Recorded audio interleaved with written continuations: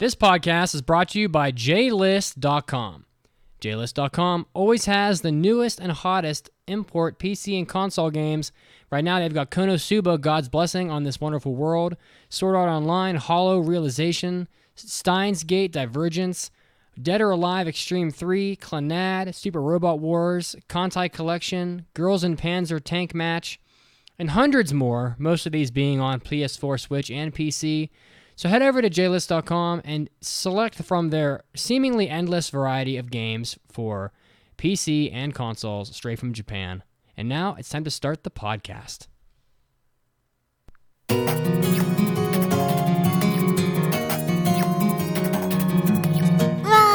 来てくれてありがとう. You're listening to the Anime Addicts Anonymous Podcast. Take your anime addiction to the next level at AAAPodcast.com/join. And now, here are your anime addicts.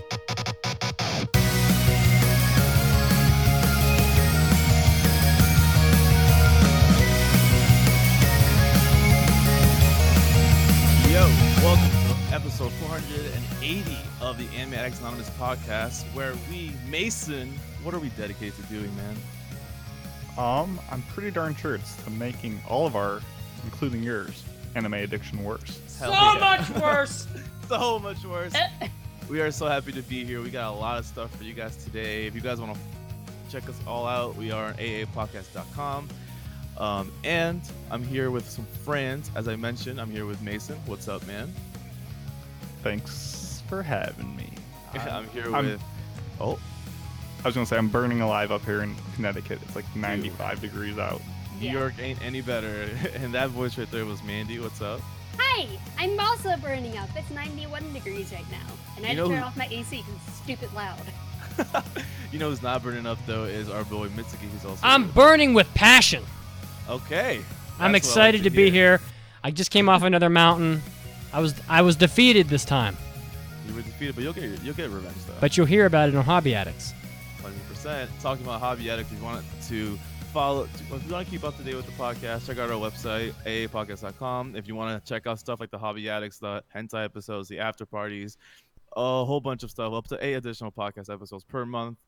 You can check out AAPodcast.com/join. You can check us out on Facebook, www.facebook.com/groups/AAPodcast. And of course, we are on Discord, our ever-growing anime high school on the internet.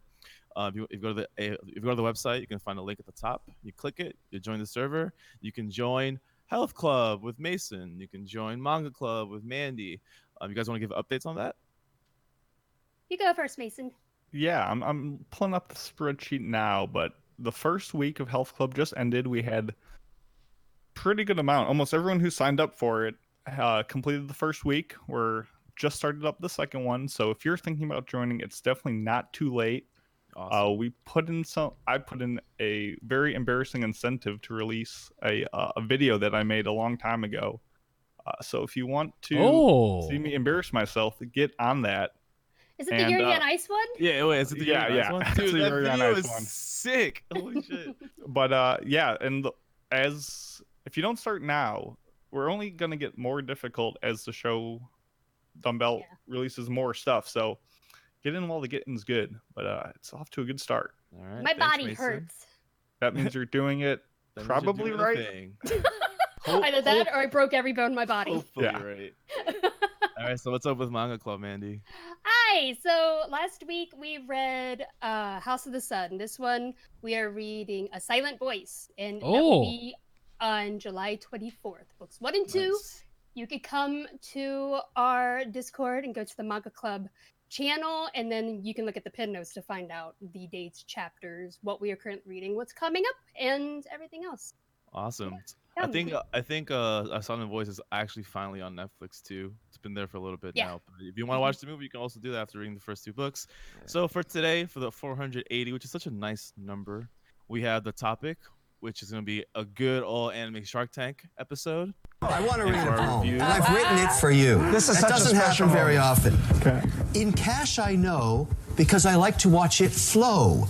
When I ask valuation, I want no hesitation. Are you worth $10 million? Hell no. Hell no, biatch! Dude, Mr. Wonderful is such an asshole. Get out of here with that shit. But and on top of that, we're gonna review the glorious Mob Psycho 100 season 2. So if you wanna check that all out, if you wanna hang out with us for a stupid amount of time that we record, please stay tuned. Okay, you guys all good? Ready to go? I just want to say one more. I just want to say one more thing. Okay, go ahead. We haven't really pushed this, and I think we should start. I think that the most powerful marketing for this podcast is word of mouth. And I challenge everybody that listens to tell one person about the podcast. And I think that could be very big for us. So that is your Anime Addicts mission for this week, is to tell one single person about the podcast that you think might be interested. Spread the addiction, fam. We're all addicted, you know. We can't just the only way to make it better is just to addict everyone else. You know what I'm saying? That's right. We have to spread it like a plague, like a disease. Yeah. Spread your anime disease to someone else. Yeah. Then you won't be lonely okay. anymore. All right. That all sounds great. So let's get the show going with the big news of the week. 大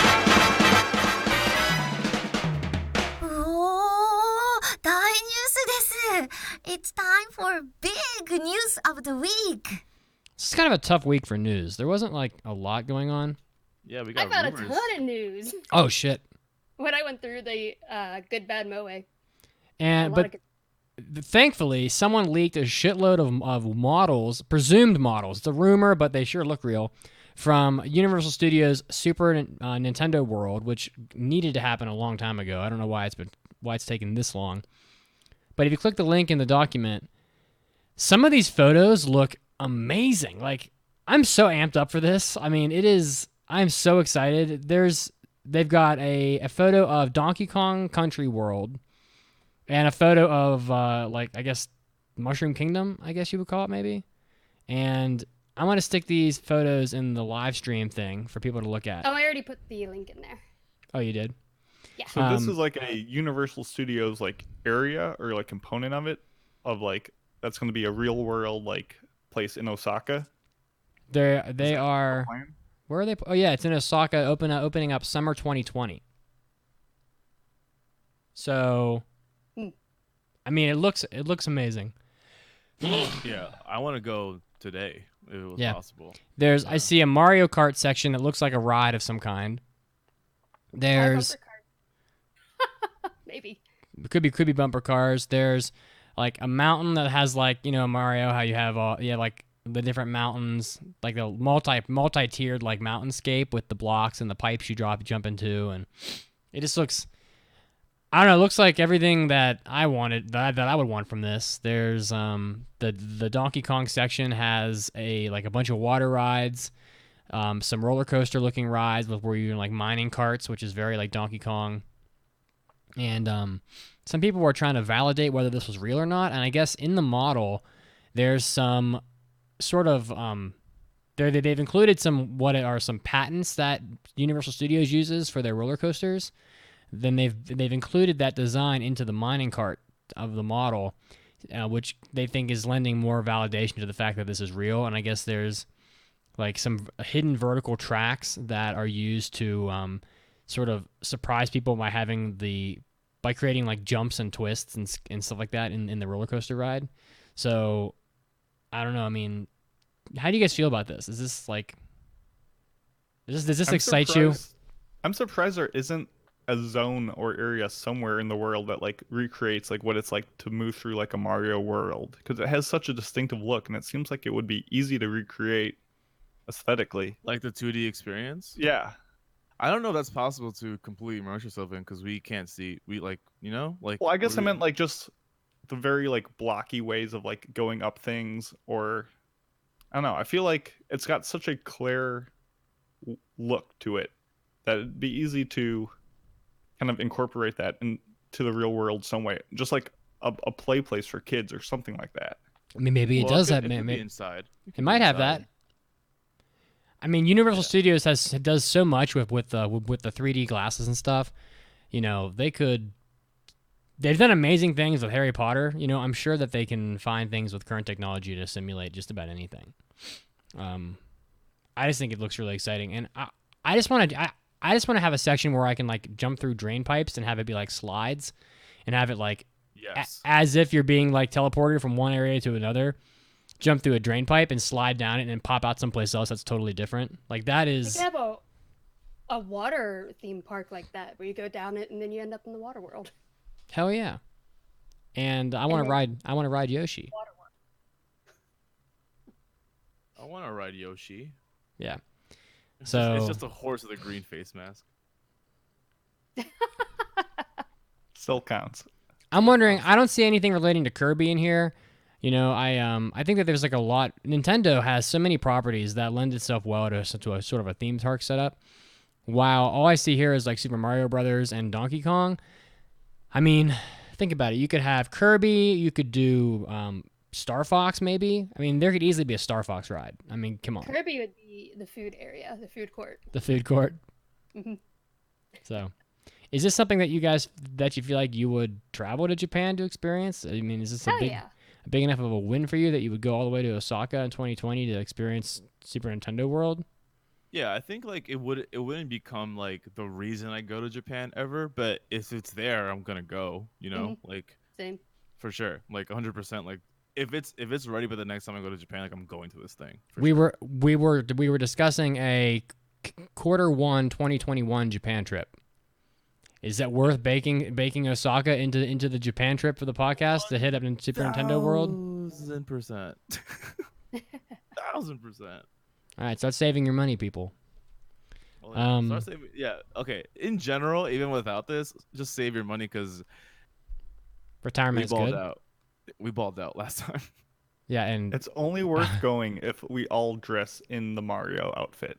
Oh, we have to. We're all Just run costumed. Oh, around like a shit. bunch of goobers. I'm gonna be Princess Peach for sure. oh my god. Like instead of Mickey Mouse ears, it'd be Mario hats. And the mustache, yeah. Can I get a Tanuki suit? Yes. Oh, my yes, God, you yes. absolutely need to be the Well, raccoon that's it. Mario. Yeah, that's it.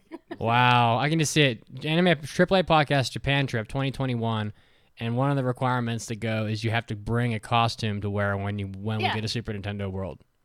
Well, they let us in. Oh, for Like, sure. Man, these foreigners are trouble. Kick them out. Fucking They- gaijin are so weird. They I've absolutely got that would. Waluigi game on point. They absolutely would let us in. All right. Well, that's exciting. Another news that came out that a lot of people have been sharing is they put out a trailer for the CG Lupin the Third movie, and it actually looks really good. I'm really excited about it. Is that I'm gonna the put that- Loop on the Third, the first? Yes. Yeah, it's all CG, and it looks really nice. I'm gonna put the article in our live stream notes, so you can check that out. All right, let's zip through some Enzo Senpai Notice Me corner. How about that? Yeah. 皆さんおめでとうございます Join us in Enzo Senpai's Notice Me Corner. Wait, where is it? It's Mhm. there. It's Is there. there? Right underneath news. He moved Alright. it. Why did you? Huh? He done did a bamboozle. You don't see it? This one right here, Black Kid Boo. Is that the same Oh. one we had last week? I don't know. I don't remember. I wasn't on. Last He wasn't here last week. Mmm. Yeah, we didn't read it last week because our boy wasn't Really? here. Yeah, we saved it for you. Oh, thanks, guys. Okay, so this is Enzo Senpai's Notice Me Corner, where you guys can submit things you're working on, things you've accomplished, because we want to shout you out and let you know you're doing a good heckin' job, and so, it helps other people feel motivated too. So this one comes in from Black Kid Boo, and they say, "My fiance just gave birth to our daughter, Sky Emery." Hell yeah. I won't read the last name, but Sky Emery, welcoming a new anime addict to the world. Heart emoji, dude. That is the fucking best thing ever. That's I right. personally, I don't. It's not in my near future at any point, hopefully, but I definitely can't wait to be a dad. I can only imagine how happy you must be feeling, man. Congratulations to you and your fiance. Hopefully, your fiance turns to wife soon. I'm looking forward Waifu. to that, man. Is it Thanks. wife Thanks or- for sharing. Is it fiance to wife or fiance to waifu? Let's go with waifu. Why Okay. not? That's dedication. Yo, Black Kid Boo, by the way, write into me. What's the first anime you're gonna show Sky? Oh hell yeah. Yeah. Yeah, let us know. Let us know. Yeah, I that. need to know that. I was gonna say, Mitsugi asked you guys, hey, tell one other person about this podcast, spread the word. This guy out here birthing new fans. Dude, Yeah, he this is birthed this is- I'll create them myself. Listen, we're not playing games around here. We're straight up birthing new anime addicts, raising an army. Damn. If every one of you could just have a child, dude, and that's make them what an anime all addict. is. All thousands of you that listen, if we all have 1,000 bajillion babies all at once, then we win. I strongly That's right. disagree with all of this. I strongly Everyone disagree. go out and have a kid, okay? We're forging fans in the fire of the womb. That's what I'm saying. We That's what should you just keep said. on moving. We should just keep going. All right, next Drop section. it.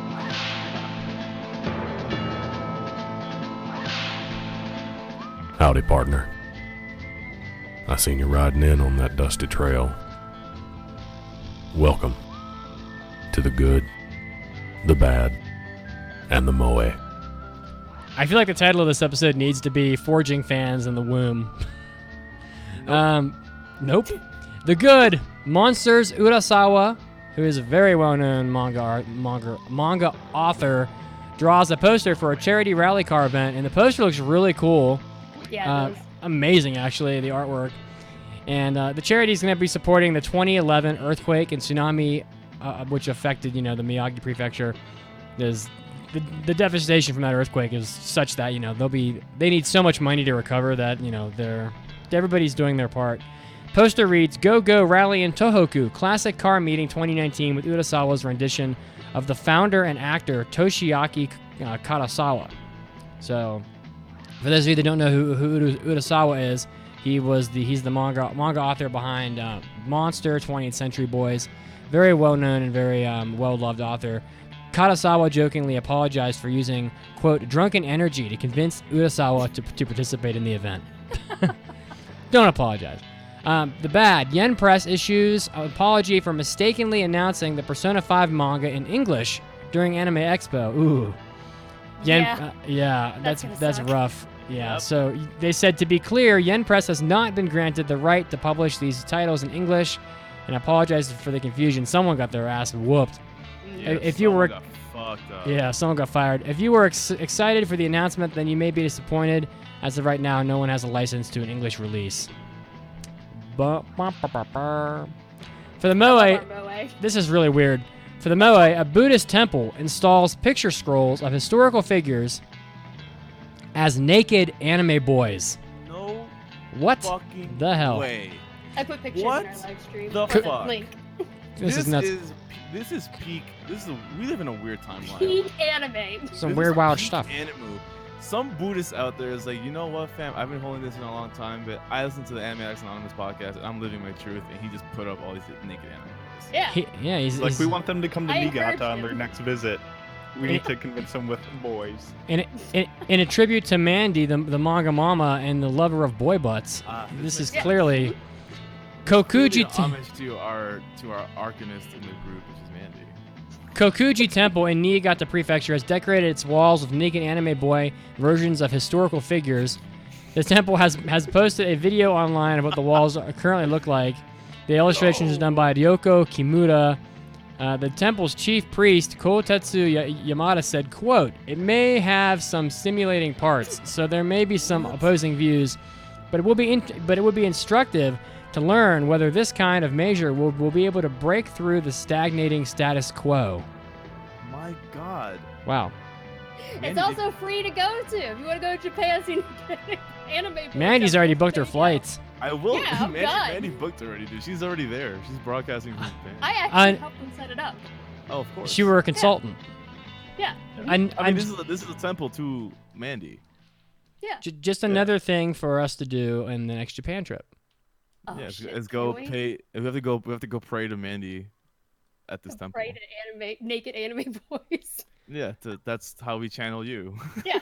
All right, now I know we're all very excited about the retro dive. Actually, you know what? Enzo's Mason's leading. gonna have to help me with this. Enzo's leading this episode. What am I doing? You're covering the sections that you're good at. Take But it, my brother. As I am leading this episode, fam, sometimes we have to think back and remember that anime was great for a long time. And therefore, we have this segment called The Retro Dive.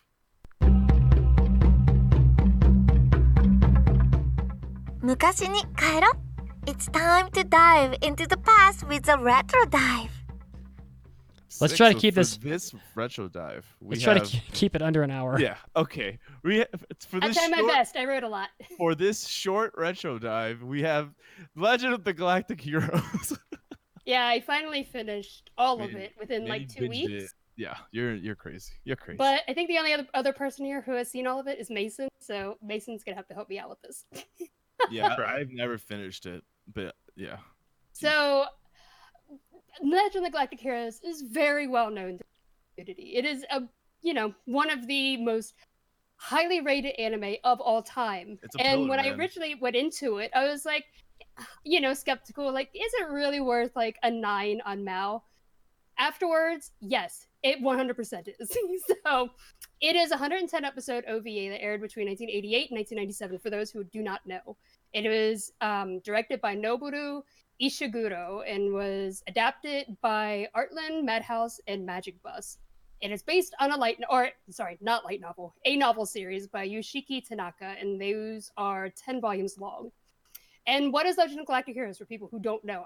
It's a massive space opera that follows a war between the Galactic Empire and the Free Planets Alliance that has been going on for nearly a century. Two brilliant tacticians are now determined to end this war, either by coexistence or complete dominance. And we reviewed the first season of the remake, and I think we all reviewed it pretty well. So, but this one it added so much more. Like the remake is based pretty much exactly off the novel, a very faithful adaptation. The OVA added so much more detail to the world and the stories, so it's much longer. And the series does have like these really massive space battles, but I think a vast majority of the show is centered around politics. And the series takes a very realistic approach to war, with the results of wars depending heavily on numbers and politics instead of heroes. And both Reinhard and Yang Wenli are brilliant tacticians, but they can only do so much on their own, and both have restraints on what they can realistically do without suffering the disapproval of those around them. And so people can and do make mistakes in this war, and the show doesn't shy away from exploring the harsh consequences of those actions.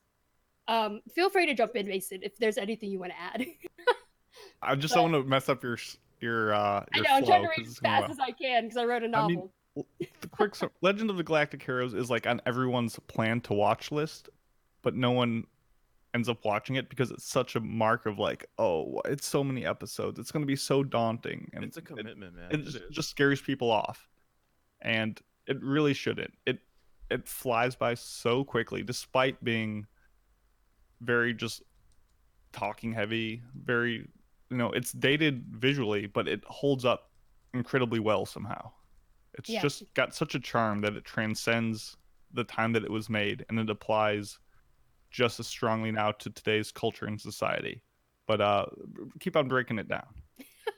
Like Mason said, it is a massive story. So some episodes will fill in the lore from over 1,000 years before the current events. And the narrator, who is fantastic, does such a great job of keeping up to date with everything that is going on. The story is filled with twists and political intrigue, and so it's very important to pay attention to the dialogue, and seeing the results of some characters scheming along the way is very exciting and can also be very heart-wrenching. But I think my favorite thing of this series are the characters. They're all so fantastic, except for one that I hate.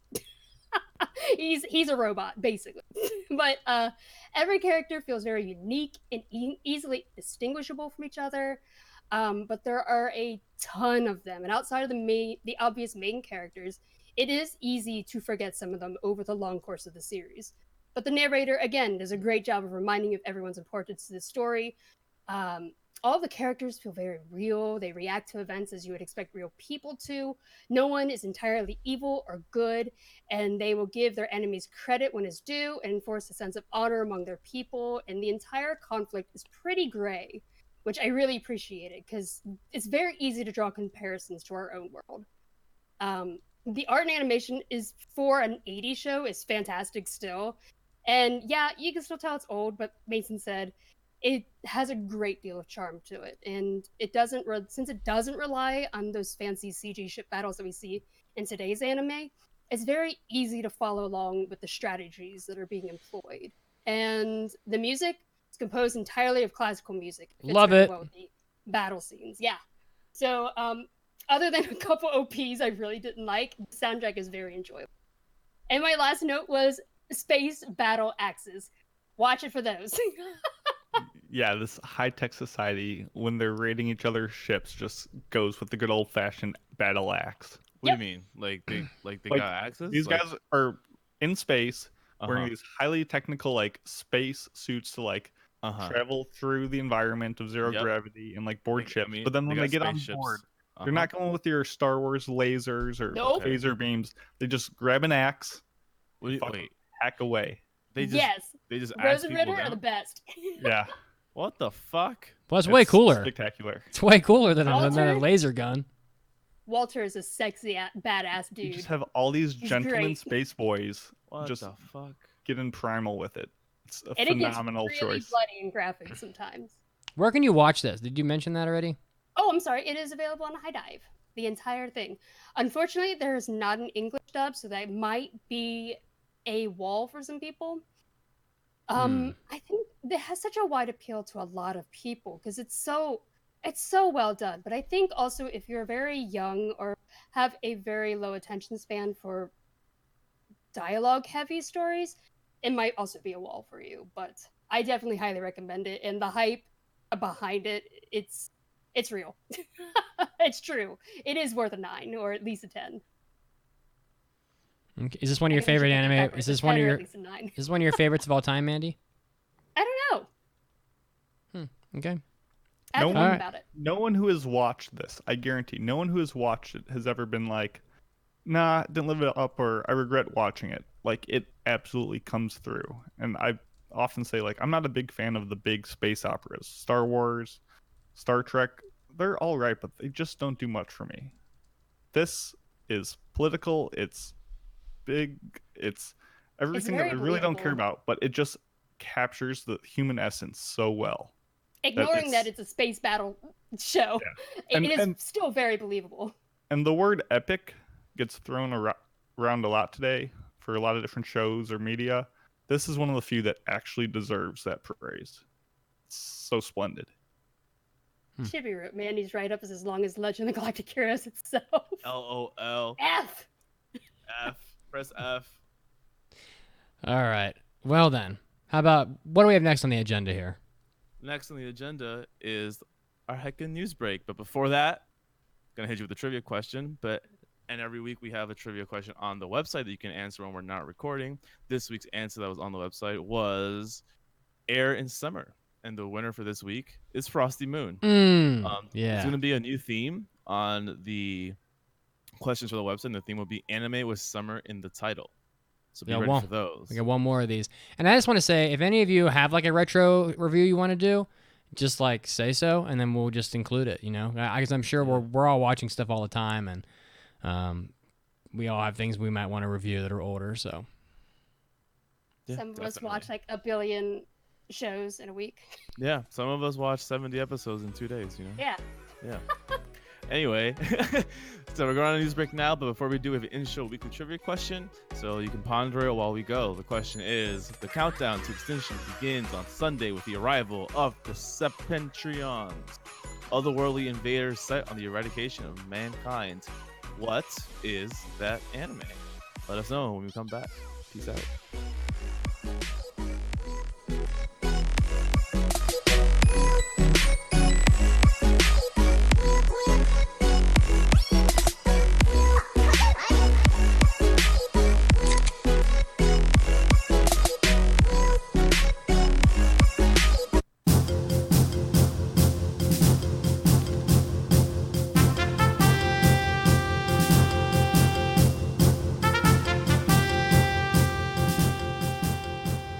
hey everybody, you might have guessed, but it's time for your anime news break.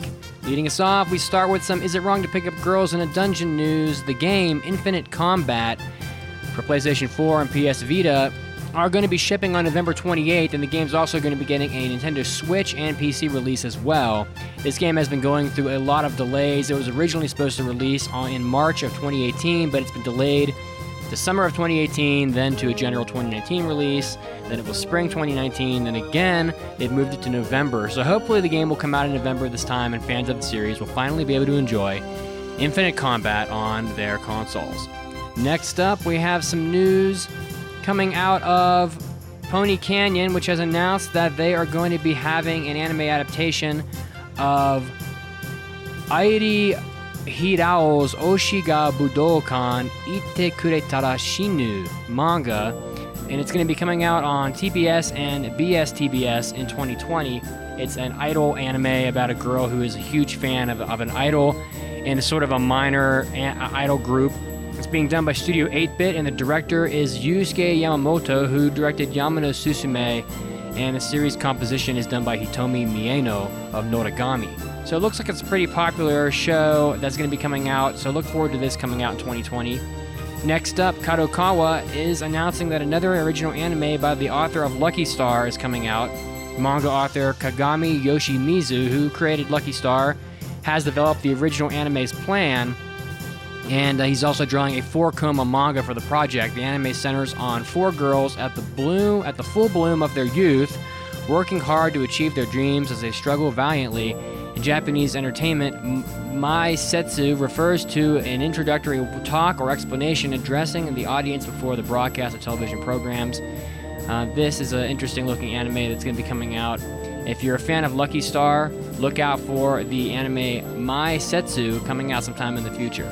And lastly, some sort of sad news. Toei Animation has apologized for sexual harassment claims by Eiri Nakayama of G Rosso. It looks like there were some allegations that she was groped, asked inappropriate questions, and called very inappropriate names by 6 different coworkers while she was employed at the Hero Show Theater. Toei Animation has done some investigations and has actually already pretty much solved all of this, and has said that they're going to be disciplining all of the employees that were involved appropriately and taking actions to see that this doesn't happen again in the future. This was Mitsugi, and this was your anime news break. Now we're going to get back to the podcast.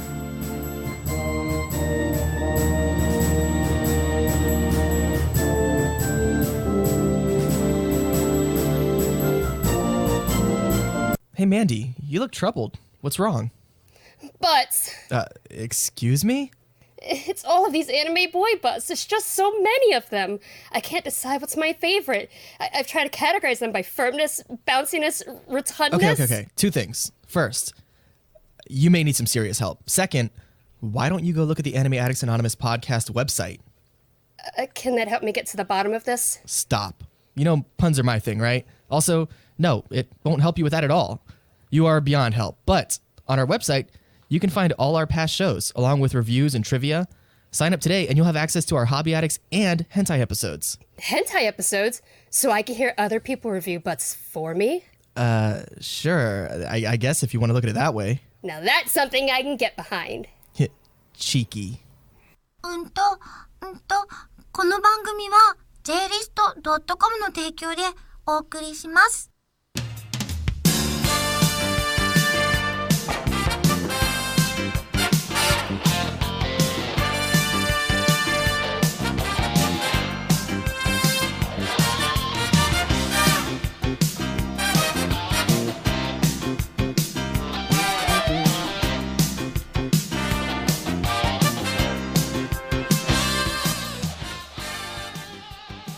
We are back to the 480th episode of the Anime Addicts Anonymous podcast, where we, of course, are dedicated to making your anime addiction worse. So much worse. My God.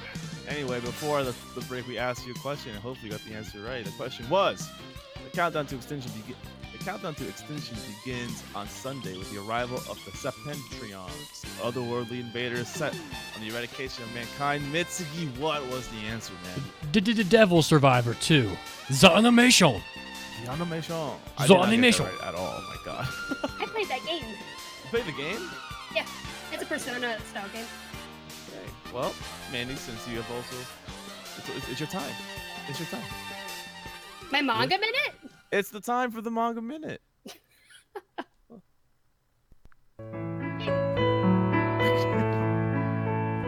And now, let's take a minute for the manga minute with Mandy. This is Mandy's Manga Minute, where I take a minute to tell you about a manga and help you find something new to read. This one is called Worse. Hana Tsukishima is a country boy that recently moved to the city. He is a good guy, ingenious, and honest, but he is also very strong. His goal is to become the strongest students of a school of thugs led by a clan logic, strength hierarchy, and fight. Worst is a school action series, written and illustrated by Hiroshi Takashi. It was originally 33 volumes in Japanese, but only 3 were ever localized in English. The manga was released in 2001 and also used the same setting as the author's other series, Crows. The series doesn't really have much of a story at all.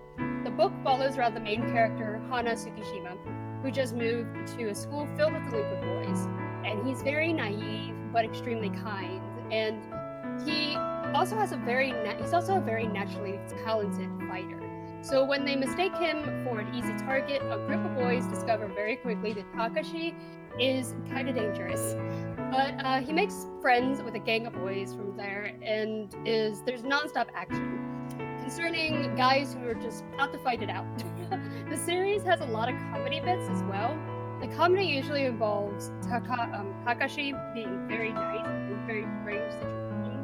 For example, bringing a gang of boys their bento box lunches to school while they're having an argument. And I honestly don't find the concept to be very original, but I did find Takashi to be very sweet and easily likable. So if you have read the previous manga Crows, or just like action with very little story in between fight scenes, then you might enjoy this manga. I kind of tried to blow through that one, sorry. I know we're like hurting for time. For some reason, this manga reminds me of, and I may be totally off base, but just based on the picture, it reminds me of Rainbow for some reason. Oh, that's what I thought when I saw it as well. Which is really good, by the way. So, just like, like a prison, looks like a prison setting. So, although that might be a gym in a school, but it kind of resembles a prison, and he looks like a tough guy, and the art kind of looks like it. Yeah, with the shaved head and the blood splatter effects. And if you haven't seen, Rainbow's a great anime. If you haven't seen it, you should. It's freaking good. I don't think I have. I'm looking it up. It's not very long either. We covered it like 7 years ago on the podcast. It's good. Like 95% sure that I watched like the last half of Rainbow when we were on our Japan trip. Wait, on it? Like during? Yeah, during it, like when we were on the trains. On the train. That makes sense. Okay. Yeah, it has an 8.6 on Mal. I might watch this week. It's really good. Yeah. You won't regret it. It's awesome. Awesome. All right, well, that was Mandy's Manga Minute. Thank you so much, Mandy. Now we got our main heckin' topic, which is one of my favorite things we do here. The Anime Shark Tank. Yeah, it's awesome, dude. What? Well, I have redone the intro song to include Mason. Is it Baby Shark? Oh. It's not. I did my best. Baby Shark.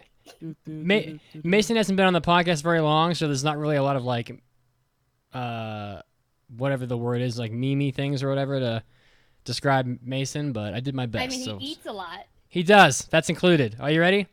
Oh no. Who are the sharks? They are self-made business experts worth billions. Mitsuki is a self-proclaimed holy man and world-renowned enemy of moe girls. Raised billions for his church through the Kick the Filth into the Pit of Hell Foundation to lead the fight against moe. Mandy, a shrewd venture capitalist who made a fortune selling her anime boy butt hug pillow company for $4 billion. Enzo, rock label mogul and shrewd negotiator, made millions when he founded the only rock label for nudists called Nudist Peach. Mason, after becoming bored with winning food eating contests, he turned millions into billions with an investment into his own social media platform, HotTakes.com. These are the sharks, and this is Anime Shark Tank. All right. Thank you so much, producer Sensei, for that wonderful audio. Mason only has hot takes today because it's so hot outside. It's so hot. Any take today. It's like 95 degrees. Temperature-wise, we're all doing hot takes today for sure. But we can take those skills to these wonderful ideas submitted by our listeners. Unless you guys have ideas of your own first. I just want to say real quick, Mason, take note of this. It's very important. HotTakes.com, not currently a registered domain, so I'm going to expect you to. I'm going to expect you to get on that and buy that domain name. Maybe you know what? Maybe I'll buy it for you for your birthday. Ooh, You can type up anime reviews. Okay. that'd be savage. Super spicy My ones. birthday is days before Enzo, so a little wombo combo. Wombo combo. Kombu. Enzo, did you explain what this segment is? No, so yeah, you're right. I like my brain assumes that everyone knows what Shark Tank is because it's such a fantastic show. But Shark Tank in general is a show on TV where people come in with business ideas and they try to sell and pitch these ideas to 4 or 5 very successful investors with the idea that these people are going to put money into the idea they're proposing. So, and on our take of it, we, the hosts of the AA podcast, are the sharks, which are the investors. We're looking to invest in an anime property. The ideas are coming from our wonderful listeners who take the time to really write some elaborate, thought out things, sometimes silly, but we appreciate that too, to see if we will invest in their anime. We look for good story. We look for profitability. We look for dumb shit because sometimes you need that. So that's what we're going to do today. We're going to read submissions from listeners and see what we think. Look, you're not going to get my money unless I'm about to make some straight up cash off your idea. So don't even come up here in this house with that bullshit topic idea, okay? All right. Because I'm about to tell you what's going on. Here's the thing. And if you don't have a title for your show, we're gonna make one for you that's embarrassing. I'm trying to pull a red line today. I'm trying to go bankrupt off a passion project. Let's friggin' do it. Let's freaking do it. This first one. Wait, do any of you guys have an idea? No. For the show. No. No. Okay. This is listener That's Shark not our Tank. job. Yeah, That's I'm not not. our job. Look, I'm not on trial here. All right. So the first one comes in from listener Habena, and they say, "The Electric Current, 13 episodes, figures of best girl." Well, I'm assuming is their profitability. market I here. figure. And they say, "My idea is an anime about an electrician and the life they go through as they do their job on a day-to-day basis, and as they deal with angry customers, cruel bosses, and a low wage. The main character name is Sora, and best girl's name is Aiko. She's extremely thirsty, but is, wait for it, an actual, real female." Okay. What? What does this that mean? I have no idea what that means. This series will be a slice of life and romance with dark moments and tiny comedy. To get into Best Girl, she will be get into Best Girl, she will be a certain cup size of boob, and she is relatively sweet. The guy will keep to himself, but open up as the series goes on. I hope you take my idea. Here's where you lost me here. I understand that best girls are what usually sell a property here, but you had me at the idea of day-to-day interactions between an electrician and the customers they Really? meet every day. Me too, That yeah. really, Yeah, really dude, that? because there's Oh, for potential real? there. Yeah, dude, for real. There's okay. potential there. It sounds electric to think- me. Oh my god. Okay. It's electric. Do, do, do, do, do. Boogie woogie woogie. Boogie, boogie, boogie. I mean, I was gonna say there's a lot of words in Japan that like use the kanji for electricity as like a base part of it. So Yep. there could be a lot of humor and like puns made out of this. Like That's setup. why Mason's a How host. about densha? Yeah. How You got about that dental? phone call going on. Biatch. Yeah. So I like the prime. I think the bare bone premise here is something I would read further into. I also think that there is space for a best girl in this type of show because that's always a dynamic you can pull off against a character who is doing a very normal basic thing. I just don't know where I don't see the dark moments in this. Yeah, I don't Because think you- the electricity. Yeah, is what is the broken. dark moment? yeah, here's the thing. There's no. Oh, they're sitting in actual darkness. Yeah, it's actual physical Oh darkness. my Man, god. We don't have to have any animation during those Exactly. moments. Oh, great, cheap to produce. I love it. Yeah. Oh Man, my god, man. Havana, Mason may have just saved your premise, fam. You know what? Honestly, I think that if you're trying to make an anime that'll put people to sleep, like a cure for insomnia or something, I'm totally in. But this premise sounds dry and bland as hell. Yeah, So but you're, I'm out okay, as hell. I respect it. Okay, Mason, what you got? So I love working anime, like shows Sames. that show people in Same. their respective office, whether it be stuff like Shirobako Or or the what anime have you, that working. is, or working, or devil is a part-timer, even if it's just tangentially related, even if it's Hinamatsuri, where ladies working at the bar, just any series where people are working are great. And I think it would be funny if this like romance was kind of like the girl from Gurazeni, who's like just this lady in the show that exists like at the very end of the spectrum of where Shows the up main once. character like meets. So maybe he like wants like this girl to like need a phone repair or something, but like some other electrician always gets it, so he just waits for her, like waits the opportunity to fix her problems. But at the end of the day, I don't know if there's enough like why does this need to be an anime? Why does this need to be animated? Like, I think someone's I think making it like could a be live action. biography. It's like someone's life. In fact, I think the person who submitted this is an electrician. What do you think about that? I think it's very possible. I don't know. I feel like electricity is such a component of daily life that people just don't even think about anymore. So we could like you could explore, human necessity and like an appreciation for things that don't run on power and stuff like that. You can get into stuff like that, but the thing is like the problem I find here, unfortunately, Habena, is your written proposal here. You gave us a bare bone premise. You threw out keywords like romance, dark moments, and tiny comedy, but you didn't give me the how. So I could sit here and extrapolate for you, but that should have been what you did. Should have been what you did, and not what we're doing. So for that reason, I'm out. Are we all out? We got 15 of these, by the way.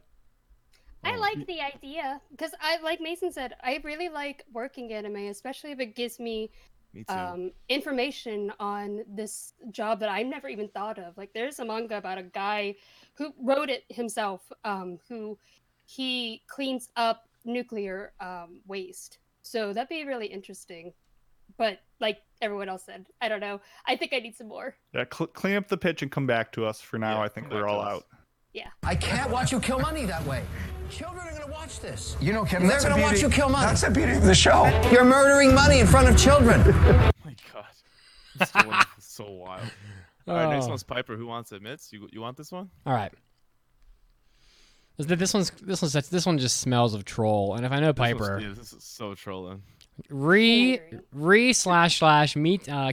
X Mitsugi / Yakuza / baseball. Sick.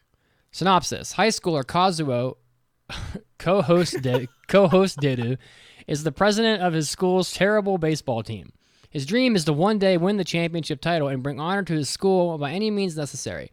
One day, Kazuo, walking home from practice, is confronted by former professional baseball players and street-tough Yakuza, the tsundere Enzo Goruden Kohai, and the yandere Mandi Otome-san. Nice. Yeah. The two gangsters are stopped by Kazuo's rival, the Moe baseball vice president, Mitsugi Moe Poperu. Mitsugi and Kazuo offer the two gangsters an alternative to calling the police to offer to play on their high school baseball team and win the championship. Enzo and Mandy agree to help, as with other members of the Yakuza. Now, Kazuo, Mitsugi, and their high school Yakuza baseball team take on Japan to win the championship. Length: this is a shonen, so each episode revolves around one inning. Money-making scheme: a product line of illegal baseball equipment used by Yakuza members, including corked bats, pine tar, and a series of performance-enhancing drugs. I mean, I'm in. Okay, here's the thing. Goodness. Here's the thing. I've seen this anime already. It exists. This it anime does? exists. Baseball anime with baseball members that are like part of the Yakuza and shit. It exists. In Ace of Diamond, the main team might not have this, but they're the opposing rival team. One of them, they have several, have like an all like thug member team. That's they have redemption arcs and everything. Ace of Diamond is a great baseball anime in my opinion. I'm lost here. I like the premise. I would watch this because it's funny. Like it's funny. I think especially because the way you wrote it, like you're obviously pitching to us. So to me, it's working. But I'm not in for a lengthy shonen about this. I already have Ace of Diamond. I keep up with it, but it's a drag to keep up with because it does exactly this. In terms of your length, when you say each episode revolves around one inning, and the money making scheme, I just don't think it sells too hard. There's factual data that I'm making up that says that Ace of Diamonds stuff doesn't sell, and this has a similar thing. So I mean, but there's so many know. baseball shows. Why do they keep making them if they don't make money? Oh yeah, but there's also so many isekais. But like isekais have best girls in them. This doesn't sound like it's gonna have best girls in it. There's no mention of best Excuse me. girls. Mandy, I am in this. okay, but I'm the Sudetta in this one. Me. Are you a girl? I don't know. Are you best girl? I could be. Why are you trying to take my Well, I'm Moe, for God's sake.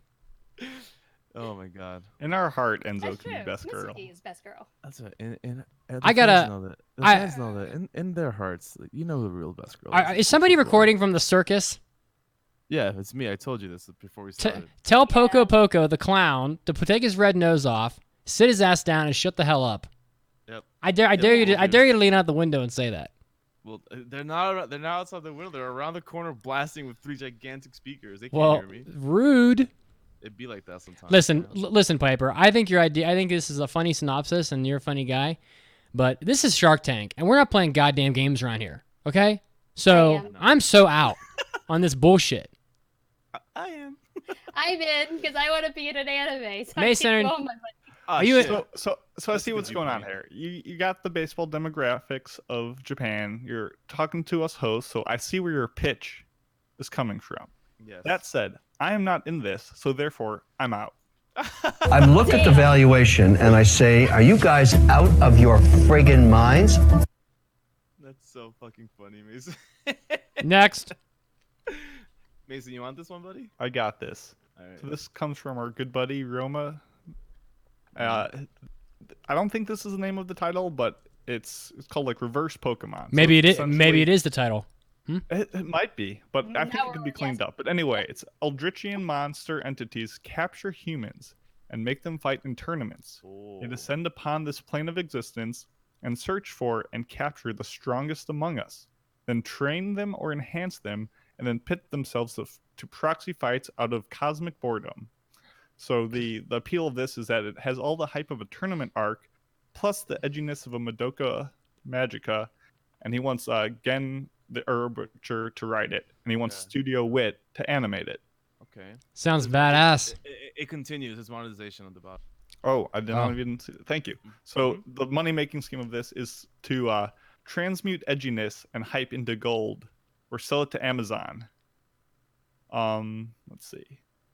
He says it doesn't need to make money anyway. Just lock up animators for a week with no food or water, and offer them a Twinkie and a Coke to the first one that completes 10,000 drawings. My God, Ryoma, where did Damn. you Heartless. such a good vibe on the Discord? Where happened, fam? So this just seems what like happened? not so much reverse Pokemon, but just like the reverse like Fate Stay Night or Fate Zero series. Oh yeah, it sounds like Promise Neverland gone real wrong. I like edgy stuff, and it's an action show. I mean, this is the kind of show that people would buy, and they'd watch it for sure. So. I wouldn't. I think pitching it as reverse Pokemon is what's turning me off. But if I read it without that, I could see a world where I would watch this just to see a story where humans ain't shit. Like I always like to see that too. It's like a humbling thing. It's like very cathartic for me. It's like, oh yeah, you're right. We ain't shit. We're just humans. So I'm gonna say I'm out just because I don't like the explanation too much. But concept wise, like Mason said earlier, I think go back and work on it and hit us up next time we do this with a more fleshed out little premise. Give us like a main character arc, like what the purpose of the main character is going to be in this. Is the main character human? Is the main character a monster? You know, are the humans even taking a big role? Are we just going to accept it? You know, are we just going to go into this world and accept the fact that the humans ain't shit and not even focus on them the whole time? Are they going to escape? You know, stuff like that. So come back. But for now, I'm out. Mandy, were you in? I didn't go yet. I was waiting for Mason.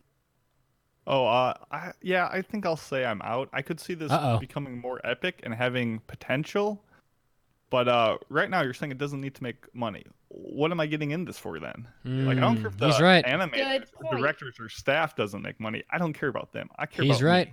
And me wants money. So put that on a T-shirt and sell it to the public. Put that in your pipe and smoke it. I agree. Man, you know what? I would love more Eldritchian, like just any Lovecraft anime, really. But this isn't the kind that I was wanting, so I'm out. I can't tell you how many people come to me and say, if I can get 1% of 1% of the billion, zero from zero is still zero. Damn. That's rough. All right, on to the next, baby. Read it, someone, quick. I don't know how to say this name. Sacre? Sacre? Well, that's what you get. That's what you get for putting 4 consonants in a row. Yep, that'll do that. The name is Love Trap. Oh boy. I'm already worried. Genres: romantic comedy, harem, slice of life. Synopsis: our protagonist is a normal high school boy leading a normal life. In fact, it's safe to assume there is nothing special going on with this guy, nor has there ever been. Until one day he finds himself in a rather odd situation. His extremely wealthy grandmother has passed away, and her will states that all money will go to him, with the deal, of course, being he must live with 4 other girls who he must choose only one to share his new wealth with. Now he has 1 year left to decide. Will he pick the shy, nerdy one, the athletic, foul-mouthed one, the bubbly, cutesy one, or calm, calculated one? Oh, and did I forget to mention these girls are all trapped? Yep. Episode length: 13 episode divided. The first intro episode. 13 episodes divided. The first intro episode. I don't know what that means. Then Sorry. 3 episodes for each love interest, followed by 4. You decide who he picks. Financial, manga, visual novels, light novel series, figurines, body pillows, toys, and more. I'm out. Yeah. It sounds awful. That sounds like you're asking for trouble. As much as I think I would never watch a show like this ever, I feel like this is the kind of show that gets like an audience behind it and becomes like a cult favorite. So I don't know. I'm on the fence. Interesting. I'm reading this in a year where we've had a show like the quintessential quintuplets, where it's one main guy dealing with like so many different girls, and like the show teases you with like love potential with all of them. And I found myself enjoying that anime quite a lot. Not gonna lie. So like I'm not against this premise, but like where you lose me is just throwing in. Oh, and then I mentioned these girls are all traps. Like, where is the emotional weight of that? You didn't explain that. I could dig into this and, come up with a reason why this would be emotionally engaging. But again, I'm not here to do that for you. So you can't just throw that factor in there so lightly and be like have that be the twist. Because otherwise, without that sentence, like this premise is very, very generic. But don't you think there's a pretty big audience that would watch a show like this? And I like, think people would lose their fare really well as like a visual novel. Yeah, for sure. A visual novel for sure. That's definitely the space where this would thrive initially. Like that would have to come first before we even pitch an anime. All right, I've been swayed. I'm out. You're toast. Yeah, I think I'm out too, friend. Are you out, Mason? I'm out. Here's how I think of my money. Soldiers. I send them out to war every day. I want them to take prisoners and come home. So there's more of them. Your army, every soldier dies that you send out every day. Fucking oof, man. All right. It's so I have the pleasure of reading this next one. I see. It's a long one. But it's our boy, it's our manager. So this one, actually, there's so much noise outside my window. Can someone else read it? I don't want there to be. I'll read it. Icy Rose writes, the title is Adventure is in the Roll of the Dice. Genre, fantasy, adventure, school, slice of life. 13 episodes plus 1 movie. This story follows the adventures of a high school drama club that, for this year's school festival, at the behest of their new president, planned to do a reenactment of a tabletop RPG campaign he has drawn up for the club to play.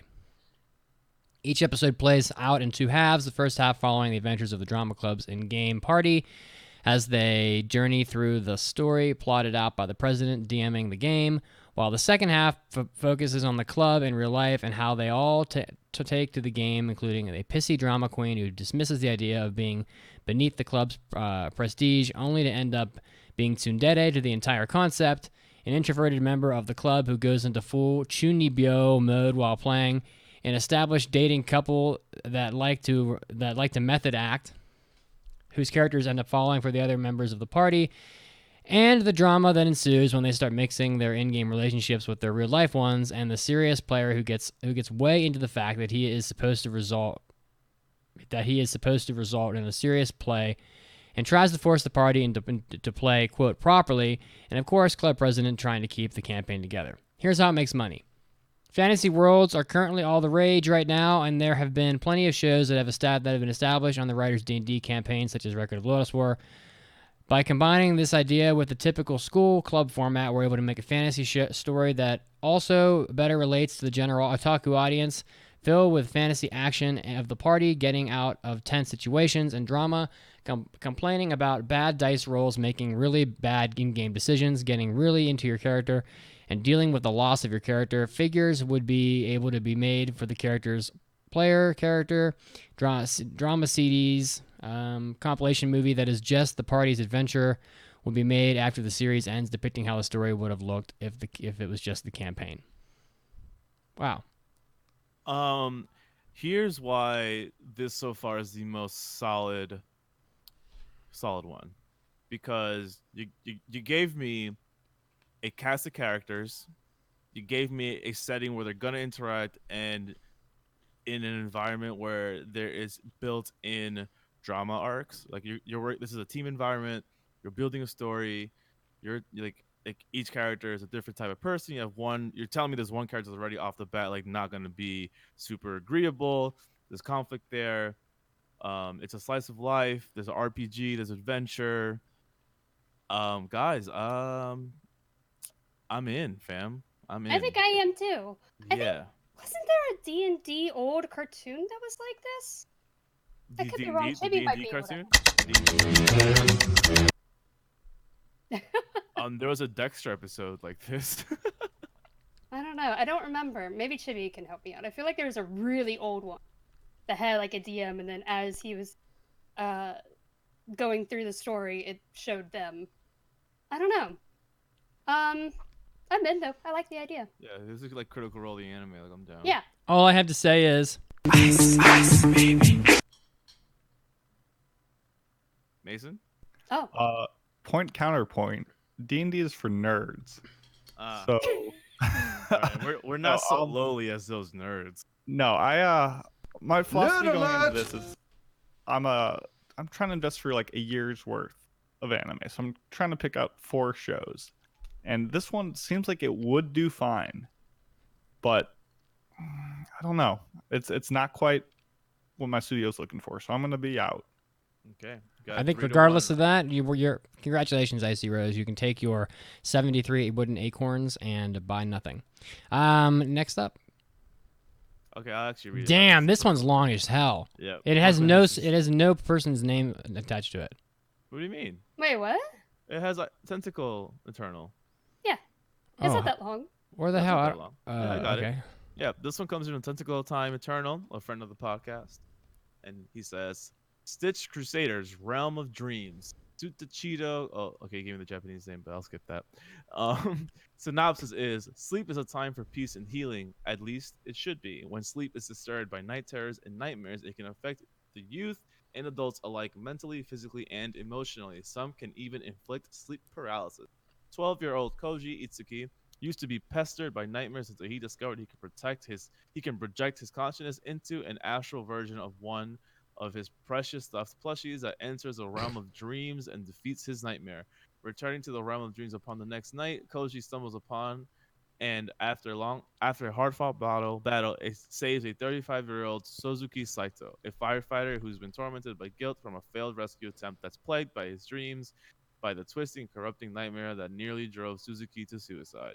After befriending each other, Suzuki's dream form ends up taking on the appearance of a plush his wife gave to him, thusly becoming a Stitch Crusader. He decides to help Koji in ridding people of their nightmares in the realm of dreams. What new allies will Koji and Suzuki make? What new dangers will be lurking and have been plaguing classmates and colleagues alike? Length, an ambitious 25 to 27 episodes. Genre would be action horror, just elements of horror. I don't think he means pure horror. That's what he put in parentheses elements of horror. Music, a lot of the scenes, especially the fight scenes, would be a collaborative effort from the duo group Dance with the Dead for intense, heart-pumping blend of metal and synth. The proposition as a show that centers around Guardian plushies. The obvious choice would be plenty of plushies, cute plushies at that, figurines for the collector, and shirts. Those can be outsourced, mass-produced, and sold.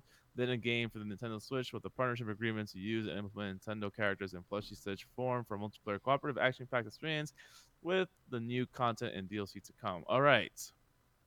Okay. I actually like that money-making scheme a lot.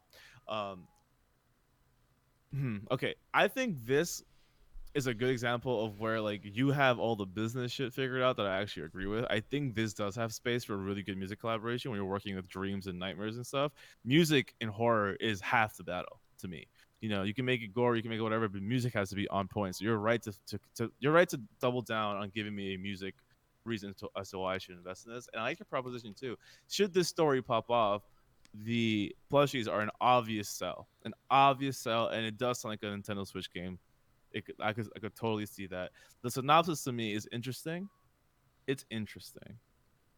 I would like to think on it for a little bit more if you guys want to take this on. This reminds me a lot of a video game that already exists called Among the Sleep. It wasn't a 12-year-old, it's a toddler, but he ends up traversing through nightmares with his little bear, and his bear Teddy follows him around, and how you play as the toddler child, and you have to overcome puzzles and hide from scary monsters, and your Teddy guides you throughout the entire thing. So this kind of reminds me of that. Of course, that game didn't have any, action, or he's much younger, but I like the idea though. I don't know. I think I have to think on it too. It sounds kind of like an 18 If or like a Paprika kind of thing with the whole dream elements going on. I think I'm in. I don't know if I would love this show, but during the reading of it, I could see in my eye and in my mind like how this would look and how it would play out. So it sold me on, like you said, the money making scheme, and I could see this being a real thing. Yeah. So I'm in. I'll quickly just say I think I'm also in because, the premise here could have been written a little better, but at least it's more fleshed out than the other submissions we've had. And with a team of people behind you, I think it would work out pretty well. And again, I'm just like Mason, just like I said earlier, just like Mandy said, like I think this could sell, like the adjacent properties could sell pretty well too. So I think I'm in too. I think I'm in. I'm not really sure I'm in. I don't know. I'm not sure I'm totally sold on the premise. I think I'm in after giving it some thought. Like when Mason brought up Paprika, I was like, yeah, you know what? There's potential for some really cool nightmare scenes. So yeah, I think I'm in. All right. Well, I guess you're in. Congratulations. You can take your 73 100 yen coins and go spend an afternoon in an arcade. Let's see. Instead of making the anime. Yeah. Wow, this next one's long. Who wants to read this wall of text? I got this one. So this comes from Hokage Stride 956. Am I missing a page on this document or something? I don't know, because every time you said this one's really long, I'm like, I don't know, it looks the same size as the other one. Because I see the next one by Project Soul. Nope.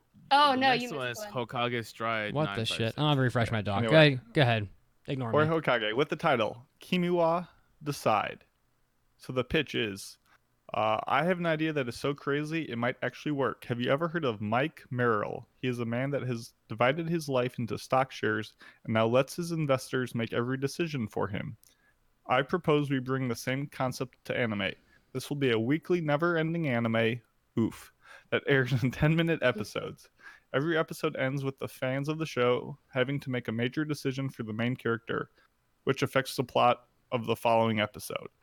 How it works: after every episode airs, a poll opens up that allows viewers to vote for the way they think the story should progress. The twist is that this will be the first anime fans can subscribe to. In order to participate in the polls, viewers must be enrolled in the $1 a month plan. The $2 a month plan allows users to exit a private chat room for only the fans of the show. At $3 a month, the viewer will have the ability to submit ideas for story arcs, plot points, or new characters. This anime takes the pressure of trying to predict what fans want away, because it allows them to simply tell us. It is appealing to the viewers because they have the opportunity to create their perfect anime through the tools we provide. The chat room allows viewers with similar ideas to unite and influence the story in ways they think is best. All we have That to do is reminds me of accurately Bakuman. reflect the desires of the majority. With a plan like this, what could possibly go wrong? I like. Yeah, the, it reminds me of Bakuman a lot. I like the very self-aware, sarcastic question at the end. With a plan like this, what could possibly go wrong? Happy face emoji. Yeah, Bakuman had a mangaka who wasn't actually a mangaka. He just had an entire chat room write stories for him. Yep, 100%. And so here, obviously, this writer is quite aware of the downfall of this. You cannot leave it to the public because the public will never have one sentiment. You're gonna get Yeah. a bajillion ideas, and also no one's gonna subscribe to any of these plans because they're just gonna make a Discord and chat on it on the side. So that money scheme's out the window, 100%. Sorry, dude. That just like if I was watching the show and I was just like iffy on it, I would just go on a Discord that is about the show, and like unless you're gonna have a team of people that's on the internet just striking down all these forums or whatever about the anime, but then the fans are gonna hate you. And Well, how there- would you even start it? Because Well, you need money to vote on the show. I think that was what he was saying.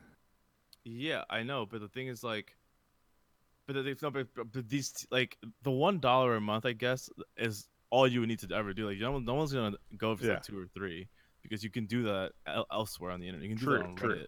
And how would you even start it? Because you're not going to get subscribers on episode 1.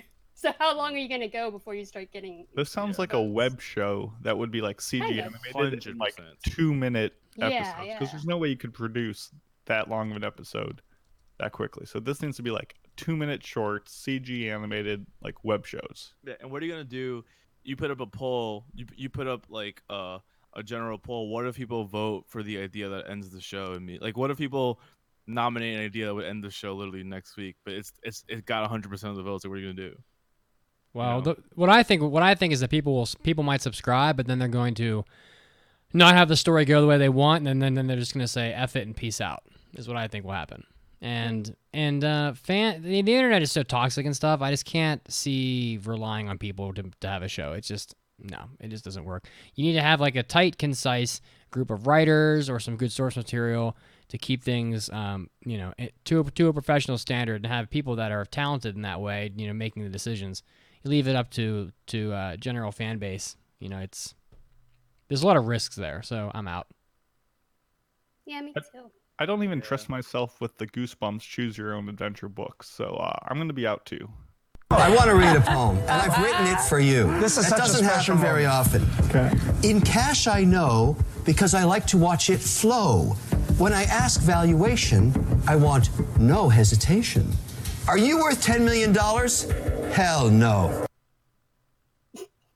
I actually love Goosebumps. This is the long ass one that you're talking about. Project Soul, right? Project Soul writes, the title of this anime will be Children of the Devourer. Synopsis. Ayn returns to this village after training in the army only to see it in flames after a raider attack. His friends and family are all dead except for his little sister, whom is hanging on death's door. This is sounding like Demon Slayer already. Holding his little sister's hand, Ayn begs God to spare his sister so that she may continue to live. Instead, a humanoid figure covered in dark shadow appears before him and offers to heal his sister. But in exchange, she must bear his symbol. Unknown to what the symbol is or means, Ayn unhesitatingly accepts the offer. His sister is healed and bears a symbol on her right palm.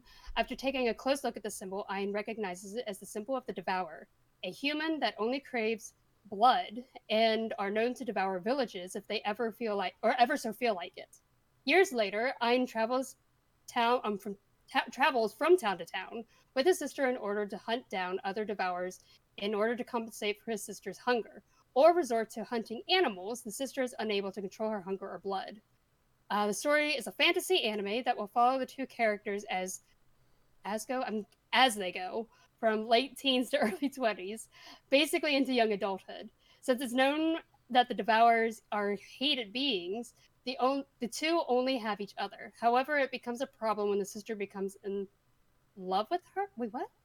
It becomes a problem when the sister becomes in love with her, and Ein does not reciprocate those feelings. Sorry. Stress continues to build as Ein continues to struggle to keep himself and his sister alive, all the while dealing with his sister being in love with him. I think he met him before. I was like, her, where's the other? I was so confused. But now Ein and his sister's dynamic change when another woman enters into Ein's life. The show will be down, I'm guessing they meant drawn, by Studio White Fox.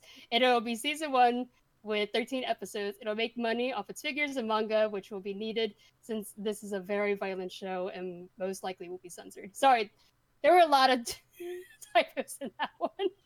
Yo, But I fam, tried my best. please spell check your shit. Thank you.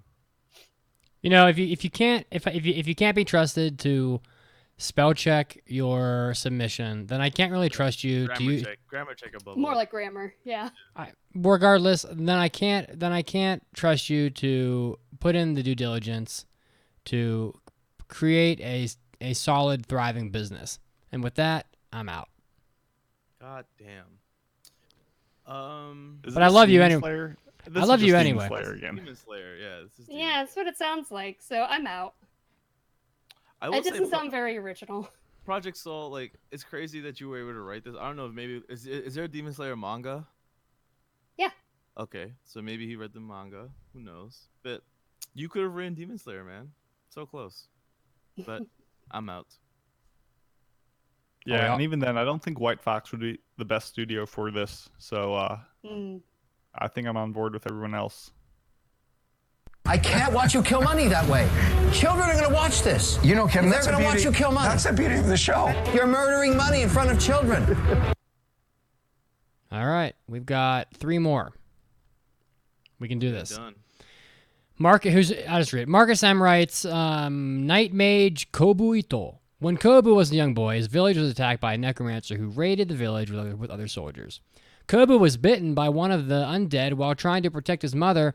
Luckily, a mysterious sorcerer appeared and saved them both.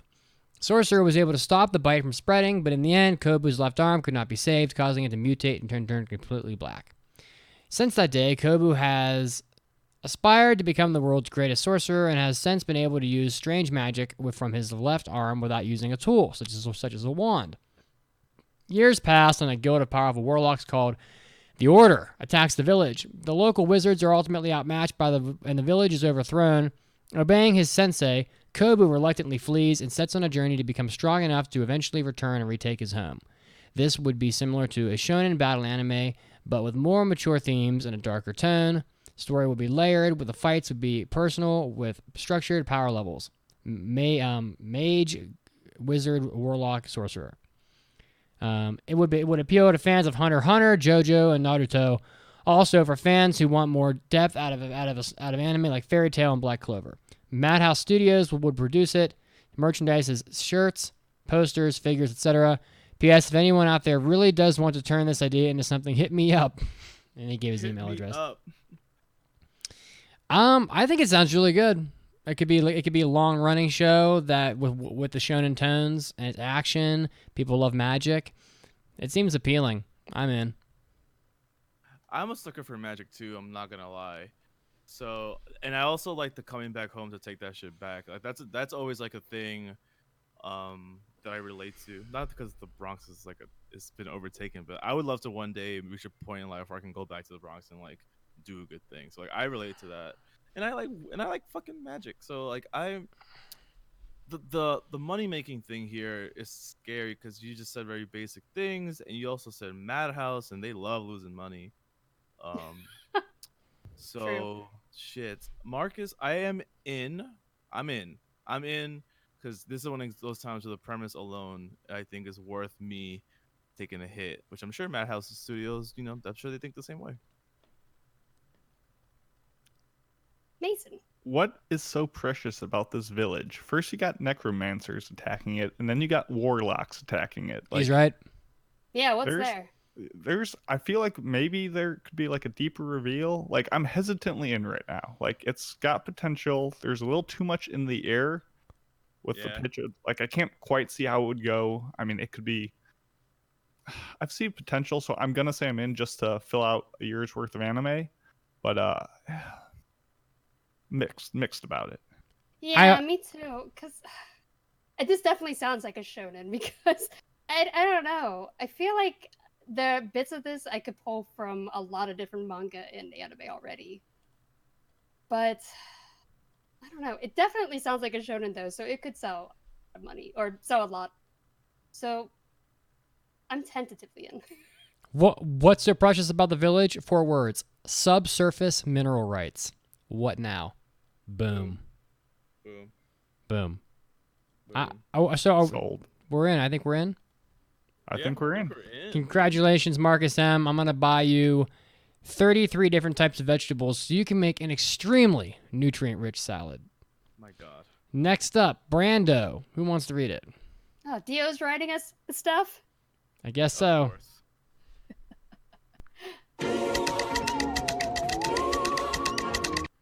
I love my soundboard. It's fucking great. I can just go ahead and do it. Brando writes, "Oh my God." 12 4-minute episodes. Oh my God. I guess that was a Pokemon joke. It took me a second. I was like, "Oh my God, I don't get it," but now I get it. Guts is transported to Pallet Town and decides to protect the Pokemon from humans using his amazing sword. There will be a Guts DLC with the next Pokemon game.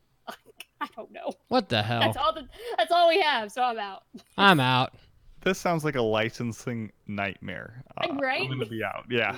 That's exactly what I was gonna fucking say, Mason. We are truly similar, or if not the same people. I'm also out for that same reason. I've looked at the valuation and I say, are you guys out of your friggin' minds? Yeah. Are you out of your friggin' mind? All right, who wants to read this last one? It's long.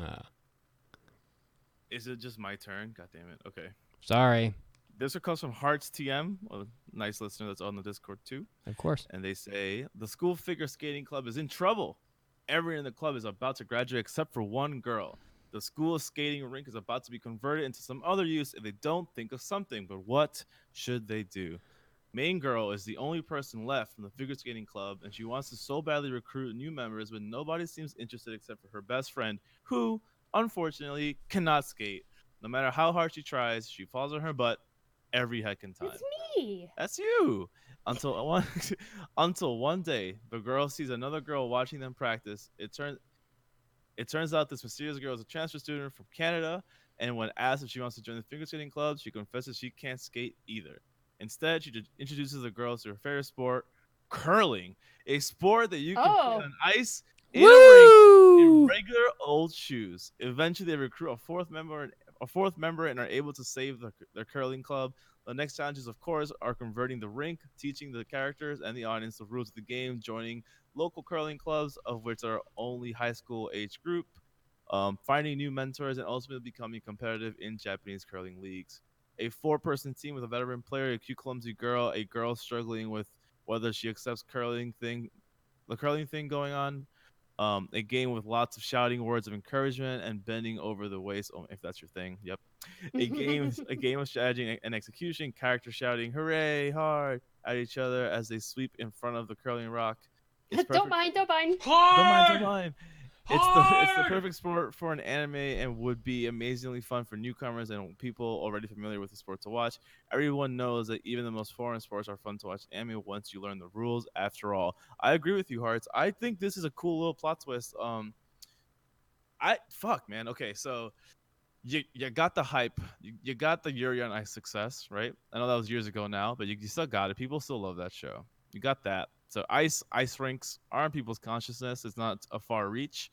They give us the twist where they go from a Yuri on Ice but girl version to an actual Yuri on Ice. An actual Yuri on Ice where God damn it, Mandy. And then you give us a twist where it becomes a sports anime through curling and not through ice skating. I think that's pretty cool. And I think it's cool that I watched some curling through Mitz and Kazuo having gone and tried. Hell yeah! And also because of the Winter Olympics, and I found myself watching curling quite entertained, even though I had never tried it before. So yeah, I'm in. I actually am in. I would watch this for sure. I'm in as shit. Yeah. Yeah, absolutely. This is it. And you can have the rival teams with their own group of 4 girls. And you get the training montage where they learn like, oh, this like rock is actually like 40 pounds, so they need to get stronger. Like, absolutely, no question. Posture in all the way, my dude. Yeah. Dude, sick uniforms. That's what I'm saying, dude.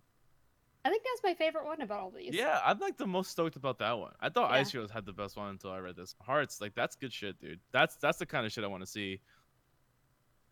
That's the kind of shit I want to see. Be easy to animate. You could do like CG, like rocks to like cut costs there, and like recreate some of like the more historic curling matches like within this show. Like that'd be cool. Yeah, for sure. Did you know that in curling they spray pebbles all over the ice to make the stones glide more effectively? That's interesting.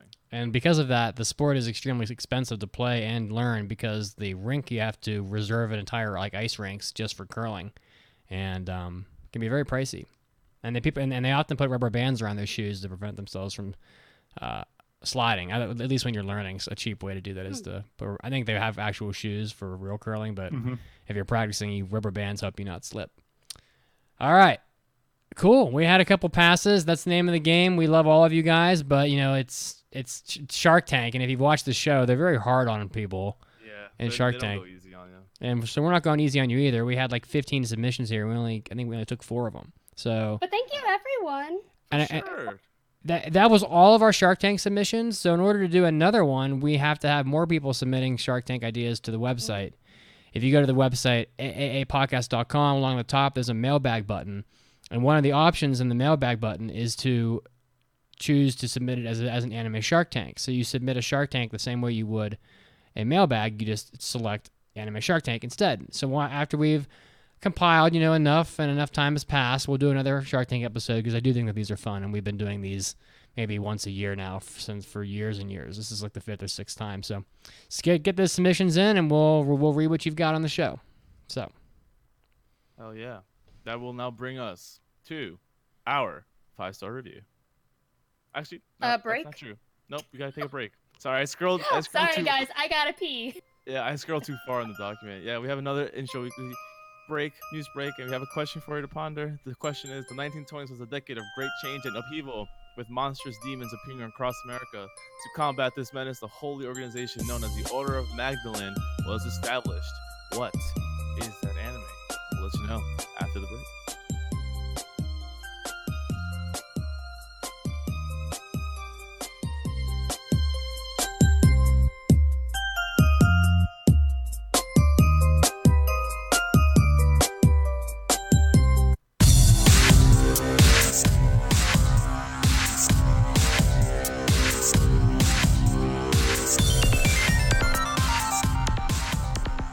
Hey everybody, once again, it's time for another round of your anime news. Leading us off, Pokemon is making itself known to our news break because Sun and Moon is having some cameos in it, including one of Boruto, who appears in episode 129 titled Dairanto Battle Royal 151, or Big Brawl Battle Royal 151.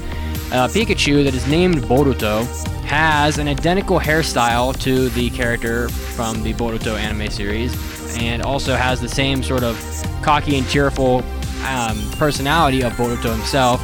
However, while not being in the episode for all that long, it's pretty fun to see the Pokemon's filling in some characters from other loved series.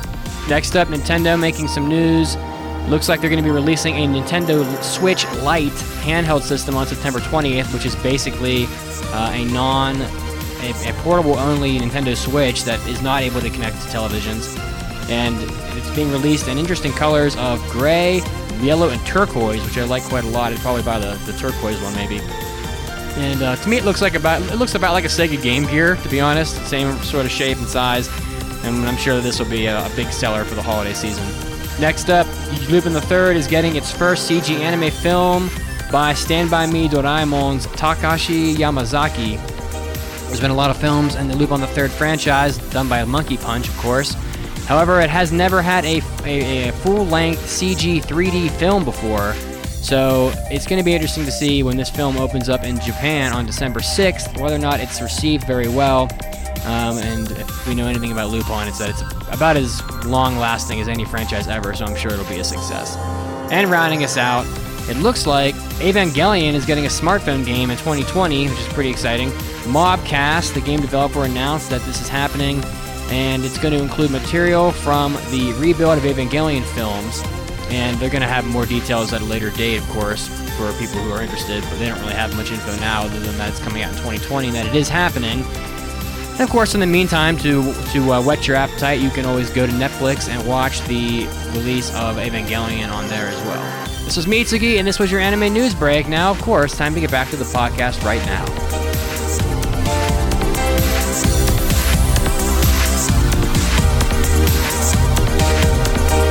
Hey, Mitz, what's the website? Oh, Enzo, you'll never believe this. What? Oh, no. JList.com is going to release a Church of Mitsugi PC game. Hello. It's called Moe Stomp Stomp Deluxe Edition. Deluxe? It's a turn-based RPG where you go on a quest to rid the world of Moe girls. I commissioned it from JList. I didn't know JList.com sold anime PC games. Oh yeah, Enzo. JList.com and Just USA are the same company. They sell hundreds of English language visual novels such as Fate Stay Night and Steins Gate, and they have adult games as well. And Moe Stomping games. Moe Stomping is not a game. It's life, Enzo. Life. Right. Oh, I see. They have the new Mad Pompadour 12 Good Hair Days. Let's get that for Kazuo. JList.com, your home for all your Moe Stomping and Pompadour game needs. Oh, and most other anime games as well.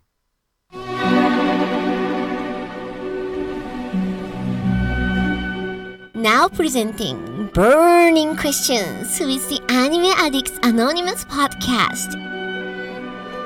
Would you rather Yeah, I like these. I like these. have taste buds in your butthole? What the fuck? Or poop out of your mouth but not taste it? Taste buds in my butthole.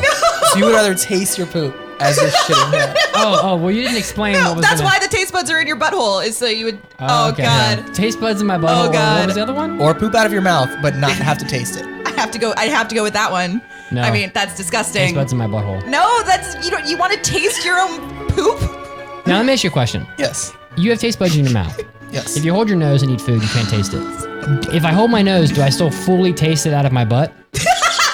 It's a valid question. It's a very important detail in the answer. No, you have to squeeze your penis. Oh, God. Because that is the nose of your butt. And now, back to the podcast.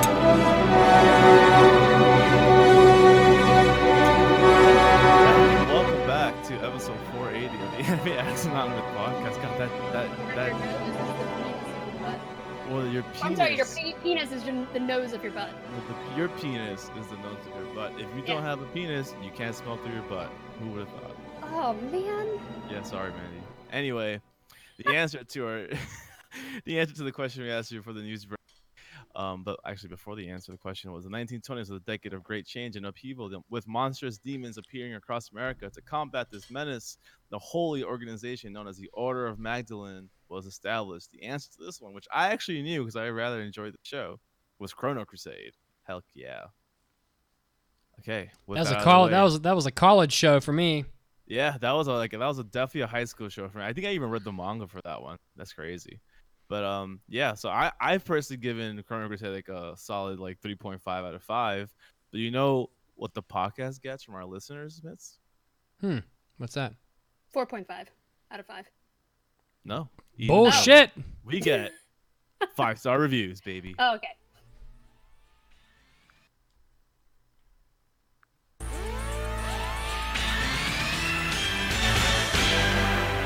It's time for iTunes review.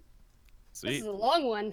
This is super long. Yeah, holy 5-star shit. Review here. If you guys want to submit a 5-star review or a review of the podcast, you can head over to iTunes and drop it there. We really appreciate them. People will actually read through them and give us a try based on these reviews. I'm very happy with the ones you guys have written for us. They're very nice.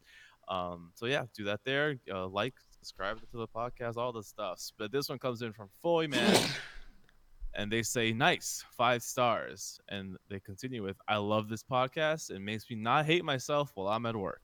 Oh, That is, don't hate yourself. You should love yourself. love yourself all the time, friend. But if this is what we can do for you right now in this step of your life, I'm very happy to have done that. Nice. I love you, Foy I'm Man. happy we could help. That's what I'm saying. All right. So now we are moving on to our review of Mob Psycho 100 Season 2. Huh? The classic The children stutter weren't sure. applause. Yeah, the children weren't sure for a second. Like, oh, okay, yeah, clap. Now we have to push them back down in their cage. Get back Yeah, down of there, course. children. Get back in their fucking cages, kids. God damn it. Okay. So the synopsis here for Mob Psycho is, it's the second season. 8th grader Shigeo Mob Kageyama has tapped into his inner wellspring of psychic prowess at a young age, but the power quickly proves to be a liability when he realizes the potential danger in his skill. In order to effectuate control on his skills, Mob enlists himself under the wing of Arataka Reagan, a con artist claiming to be a psychic who exploits Mob's powers for pocket change. Now, exercising evil spirits on command has become part of Mob's daily monotonous life. However, the psychic energy he exerts is barely the tip of the iceberg. If his vast potential and unrestrained emotions run berserk, a cataclysmic event that would render him completely unrecognizable will be triggered. The studio behind this amazing anime, also I think it's amazing, is Studio Bones. They're quite famous for FMA Brotherhood, Noragami, and My Hero Academia. So they got all the monies. Director for this anime is Yuzuru Tachikawa, who's done Death Parade and the original season of Mob Psycho as well. And my expectations going in were quite high because season 1 was quite amazing in my opinion. It was quite a statement from the studio that made it. It was a really good fucking thing to watch. Amazing sequences and everything. So I was assuming that season 2 was going to be pretty good as well. What about you guys? I really enjoyed season 1 of Mob Psycho, and I knew that pretty much everybody that I had heard talk about this second season said it was really good. My expectations about it were that I thought it was going to be a really good show, and I expected it to be largely what the first season was. So those were my expectations. Totally. More of the same, and maybe a little better. Andy, Mason. Yeah. So I loved the first season of Mob Psycho. I had high expectations for this, and I had expectations for more mob growth. So yeah, I had really high expectations for it, and I was excited to watch it. Amazing. So I've been like enamored with one's ability to write phenomenal characters. One being the original author of the web manga, and when I watched Mob season 1, I thought the first episode was kind of weak, but I saw potential in like the art styles, from like the water mixing on glass to like just all the cool tricks they pulled. And like the first season of Mob Psycho would be like one of my top 5% of shows all time. Like, it's fantastic. So when they announced season 2, I was on board, and the first episode of that came out, and it was perfect. Like, that first episode of this season was one of the best all around. Yeah. And actually, we watched that at Anime NYC last year. Anime, my favorite anime. Haima. I was like, oh, the first season had a rough first episode, and it was phenomenal. This season is already off to a great start. Like, I was prepared for this to be a solid 5 out of 5 show. Cool. And all right, sorry. Yeah, we'll get to that. Yeah. So, again, I also had high expectations going in. So, in giving a spoiler-free recommendation, I basically just want to say, watch this show. Just fucking watch it. Go watch season 1. It's gonna be worth it. Season 2 builds off season 1, not necessarily completely story-wise, really, but season 1 establishes these characters, and you appreciate what goes on in this season much more with that in your mind. But watch it. Everything to me about this show is pretty. It's at least standard, and then also just way better. So that's what I got to say. I thought the show pretty much gives a little bit of something for everybody. There's some comedy in it. There's really great characters in it. There's some drama in it, and there's also some pretty unexpected and incredible action in it. And I honestly don't know it's more like who would I not recommend it to be honest. Yeah, that's a harder question for sure. And for me at least. Yeah, and so obviously I recommend it. Yeah, for sure. It is more of the same. If you watched Mob Psycho season 1 and you didn't like it, well, that might be the only reason to not watch the second season. And if you watching the first season will help you get more out of the second season, but I don't know that it's required really. Yeah, I think that's fair. Yeah, I highly recommend watching this season as well.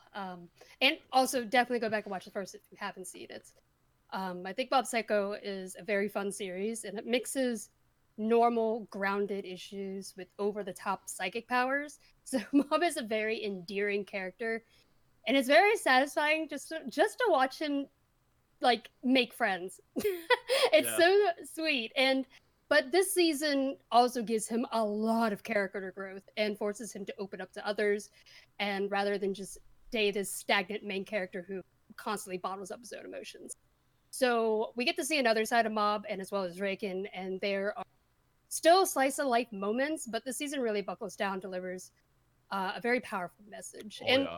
The animation's over the top with a very fantastic OP. So I recommend it. Yeah, to say Mob is an endearing character is such an understatement because he's the goodest of all boys. He's the goodest of all pups ever. Yeah.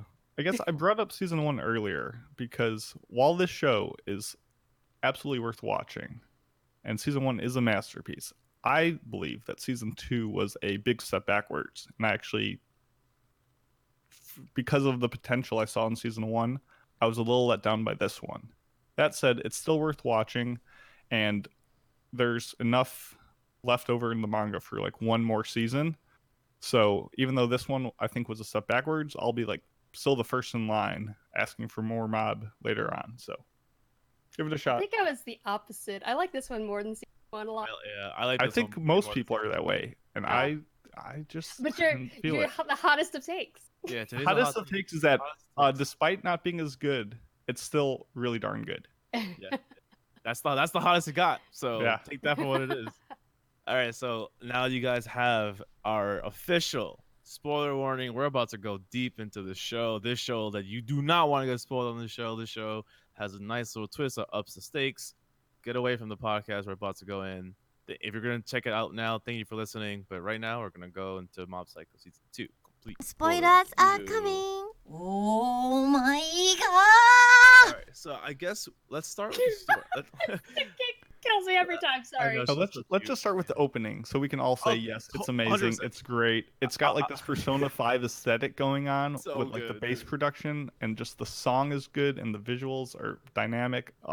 Okay, I just Dude, wanted to get that off my chest. No, right you're away. right. That bass line, it's Yeah. so it just amps you the fuck up the whole time, and it gets you ready for the show because the show, although slice of lifey, gets you up in energy for sure. But so yes. Speaking of OPs, can I also just throw out? I know this is really jumping ahead, but can I throw out that season 1's OP spoiled the ending to this Wild. one? With the broccoli. Yeah. Yeah. That's so funny. I did not. Oh, I've been watching it's season great. 1 literally forever, so that didn't register for me. Holy shit. We'll get back to that later. We'll get back to that. Okay, so I guess let's start with story because I think for me, this is where it disappoints the most. Story wise, in terms of like a general big story arc, it delivers a very standard shonen thing. A big bad arrives near the end of the show, and they take him down, right? But that is something I can totally overlook personally because before the upswing in actual like big bad story mechanic, beautiful moments of growth, beautiful character interactions. Mandy, I know you love the Body Improvement Club a lot. Like I love those dudes. They're funny I as love shit. those dudes so much. Personally, episode 7 is my favorite episode. the entire season. Which one was that? I watched this week to week. That so you was gotta the remind me. second Reagan episode. That was Okay, yeah. the second Reagan episode where he becomes very famous and everything, and then he gets asked the question like, "Why are you even doing this?" And he realizes it's because he wanted to be a good role model for Mob, kind of, and stuff like that. So when you give me an anime that has episodes written like that, there's no way I'm going to give this show a huge step down over story, because although you're not giving me an overarching like story that upstakes the whole anime, you gave me beautiful character moments, and that's something that to me is crucial in my engagement. So story wise, to me it's like beautiful interaction, very standard overarching package. How about you guys? I agree, and honestly, the ending, like, for me, kind of came out of nowhere. I mean, maybe I missed a plot point or something, but the ending where the claw or whatever comes in and starts like wrecking shit, I was like, where the hell are these guys coming? Like, where do they come from? And maybe it had just been too long since I've seen season 1, and maybe they're in season 1. Yeah, they're all in season 1. But it's like they just came out of nowhere very abruptly. And for a lot of the show, I was thinking, this show is really enjoyable, and I really enjoy most things about it, but there's not a very poignant plot line in it. It's mostly about just Mob sort of growing as a character and being the bestest boy. But ultimately, like, I don't really buy Mob's development. He just kind of like magically, like, he is confident all of a sudden or this and that, and I'm like, well, great, well, I buy it, and I think Mob's a great character, but there wasn't really. I don't know. It wasn't his growth wasn't that convincing to me. I don't feel like. And the funny thing is that, like, I think that the end of this season probably is probably the favorite part of the season for a lot of people, because the action is just so good. But to me, I actually found myself thinking, I kind of just want more of these like slow paced little silly episodes with Mob and Reagan. Wow. Like, I don't really need I don't really need all the crazy action at the end. That was kind of how I felt. You say I should never say that? No, you never say that. Yeah, I know it's weird. Like, you never say that. It's crazy. And it's because Mob and Reagan's interaction is so good that I could just watch them do stupid little odd jobs, and that's not me. Like, that's me talking shit on episodic shows. But whatever. I really think that the action at the end was totally necessary, because this is a big part of what has been scaring Mob throughout all of season 1. He was scared of his own powers. So we get a lot of episodes where he starts questioning himself. If I were to ever use my powers for evil, who is there to stop me? Because we get to see an episode where someone asks him to curse somebody. We get to see another one where someone asks him to exercise very nice, sweet spirits, and another one where a psychic is using his powers to peep on women. So, like, throughout all of those, he towards the end starts to answer that question for himself. There is no one to stop Bob, and he realizes that at the moment where he sees his brother's terrified face, and he's reminded of when he harmed his brother and realized, oh shit, I got so caught up in trying to force someone else to change that I've actually caught this so much sooner.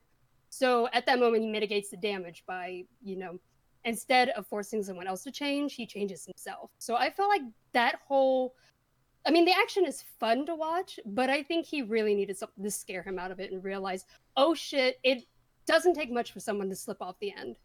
And I really have to change the way that I think. Yeah, I agree with you for sure, Mandy. It just sucks for me because, like, I think you're right. Like mechanically, the crazy action, like the release of Mob's full power, is like the full, like, him losing it type shit was definitely necessary for him to retrack and like learn that moment. I just wish the big bad was a better big bad. That's where it falls for me. I agree. The big bad, so stereotypical is that, I just want to take over the world. If he had a better motive, then it's so much better. So I, Mitsuki, hard agree on the whole idea that the overarching plot points were the downfall of this series. Pretty much all the episodic ones were phenomenal, And all of the multi-episode arcs, whether it be the Mogami arc or the Claw arc at the end of the series, were just so much more lacking compared to like the first episode where he reveals his powers in public for the first time by repairing the paper. The third episode with the ghost family that he decides to leave alone. The seventh episode, as Enzo mentioned, which was the conclusion of that little mini Reagan arc of like forging their friendship, and he shows like, oh, I knew you weren't a psychic the whole time, but you were a good guy. You're a good Like, guy. all of those highlighted moments, those were all like 10 out of 10 episodes that were best the series had to offer. But every time it tried to string along a plot over multiple episodes and make it into something bigger, it lost the charm and what it really excelled at. Yeah. And I would want to say that I think that the fight scenes, especially the one at the end between the Big Bad and Mob, were some of the worst looking fights in this entire series. I'm with you only because of the fight with the cast, like the secondary cast of characters versus Teleport Boy. That shit was dope to me because of camera movement, not because of like animation. It's like, well, I guess, you know, not because of character design or anything, but the direction of the Teleport Boy fight versus like Teru and Mob's brother and like the other people fighting, like that fight to me was sick because of the camera movement and the weird perspectives they're giving you. Yeah, like, we got a bunch of like point of views and stuff and sharp angles. Dope. That was a good fight. The Mob versus Shibata, aka like that big red ogre guy, where like Dimple like possessed Mob and then Dimple possessed Musashi, the main guy of the Body Improvement Club. That was a great fight. But the actual fight with the boss was across this backdrop of like ugly browns, blacks, and reds that wasn't composited well at all. And it was just the stereotypical mind controls of throwing buildings at one another. Yeah. And I thought that looked cool. I liked it. Oh, it looked so hideous. Cool. The same with the end of the Mogami fight, like where it took place inside the. I know I'm jumping around, but I thought overall season 1 fights were so much more inventive, stylish, and like sharp looking. This just kind of fell into tropes. So when people say the show looked good, I think it took a step back for the risk that it took. Choreo. I think it fell back in choreo because when you look at the grand scheme of fights, that last fight, Mob versus Big Bad Boy. Sorry, I'm terrible with character names, but Mob versus Big Bad, like that. That was to me basically like the One Punch Man last fight, but they just added like buildings to each other. And like it's like they took a shonen template and just like made it Mob Psycho, which and not in like the best way they could have done it. So I also think that the last fight was not the most impressive to me, especially coming off the back of the Teleport Boy fight. So that's why I'm with you on that too. But so yeah, I liked how Teleport Boy ended. Yeah, me too. He just peaced out. No, he was Reagan so frightened by Reagan's. He sensed Mob presence and realized, oh, this guy is the mentor of that presence. Yeah. I should be concerned. And Reagan just like slapped him around a little bit. I know, he just gave up. But then he peaced out. He teleported away, never showed himself again. Yeah, I thought that was cool. He was like, oh, he's just gone. Great, cool. Bye. So I guess story wise, we all know what we liked about the story, which is probably the character growth and everything. But we're all a little bit disappointed in the actual written substance of like the big bad over arc. Is that where we're at, kind of? Yeah, I think so. But there's a lot of like. Go ahead. Sorry. I mean, I was also kind of. I thought that like the display of power by Mob was very impressive. I would say, but it also came like out of nowhere, sort of in a way. Because I mean, he had his little 100% like outbursts before, but he was straight up like Goku shit in this episode, and I don't know. I thought it was really cool. It's not a bad point against the show. I'm just wondering if anybody else thought it was kind of jarring how he went from being like, there's like normal Mob and then there's like 100% Mob, but he was like straight up like, I have transcended to like, a god tier level like character where he's like controlling half of the buildings in the city with making half the buildings in the city fly around with telepathy and all this. And I'm like this came out of nowhere. Like he went from like Yamcha to Super Saiyan 3 Goku like instantly, and I was like, wow, it was crazy. Did anybody else feel like that? I felt like it was coming. Yeah, I feel like it was coming too because even at 100%, he was always very conscious of like, don't freak out, like don't freak out. And then he let himself freak out at the last fight. And then like Manny mentioned, like he reeled it back in, seeing his brother's face. But he lost it. That like during that last fight, he freaked out. Like he was doing like an evil laugh and everything, right? Like right? He did that, right? Yeah. Mm-hmm. Like he was evil. He was evil laughing while fighting the big bad because he was like, oh shit, I am so fucking powerful and it feels great. I've never been here before. And then he reeled it back. That's why KG is so important to this overall, because I think this was definitely coming. All through season 1, he was very reserved. He never really expressed his thoughts or emotions to others. So I think he just bottled everything up. And through like that fake world that KG crafts for him, he's constantly bullied and rendered defenseless, and he just takes the abuse and never speaks out against it. So when KG gives him his use of his powers back, Mob immediately kills all of them, or comes close to. And I like that it's showing that, like, you can't let others push you around, stay silent all the time, because that rage is going to build up inside of you, and 100%. you can cause a lot more harm than good. And people don't change just because you let them beat up on you. Something that Mob needs to grow past and becoming more expressive and open with others. I mean, it proves the evil guy's point that negative emotions do have a lot of power to them. Yeah. So it justified that in a bit. I guess if we're talking about the Mob power level dynamic, one of the most disappointing scenes for me was at the end of episode 8, where like Mob comes home to find like his home and family like burning to shambles. And upon which his emotional state like rockets for like the second time to like the triple question mark percent. Yeah. And I was like, here we go. This sets up perfectly to hit the ground in episode 9, beginning of the Claw arc, and it's going to be great. And right at the beginning, it stumbles out of the gate and loses all the hype because they're like, it was actually all a fake. And within like 10 minutes, he's like sleeping and he's calmed down. And like, I feel like they missed a big opportunity to say like, oh, this could have been like what this emotional state what meant. set him off. I totally agree because at the beginning of episode 9, the second Dimple calms him down. Like it literally in the first minute of the episode, I literally laughed. I was like, come on, like really? Like that's it? Like Mob literally had that face where I was like, oh shit, like you said, like things are about to pop off right now. Like right now things are about to pop off super hard for like the last 4 episodes. And they kind of just like immediately backtracked. Like it they devalued the impact. It's like they wrote a cliffhanger for cliffhanger's sake and then just took back their word on it, which is always disappointing in every story that does that. So yeah, I was scared though when I watched that. At the end of episode 8, I was like, oh shit, like they killed his parents. Oh boy. He was about to go ape shit for sure. Yeah. Episode 1 made me cry. Oh, I same. was Episode 1 was at that one. so beautiful. Episode 1 was a masterpiece of fucking storytelling and writing with substance. Like every word in that episode mattered, every single word, and all culminated in the last scene of the first episode. Like fuck, this is such a great episode, dude. Damn it. Did anybody really think the parents were dead? I thought so. I thought for a minute, yeah. Yeah, I like they could have done that, and I would have been like, oh shit, they really did it.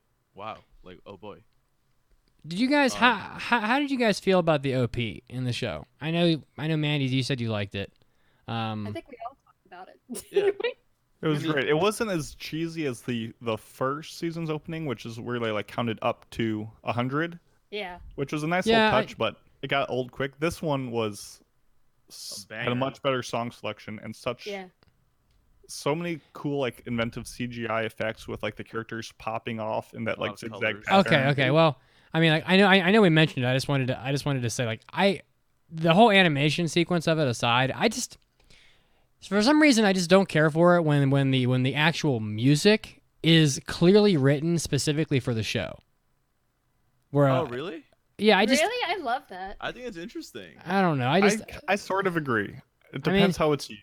I mean, if you read the subtitles of the song, it's obviously written for the show, and it is. And it's just I don't know. Mostly in English.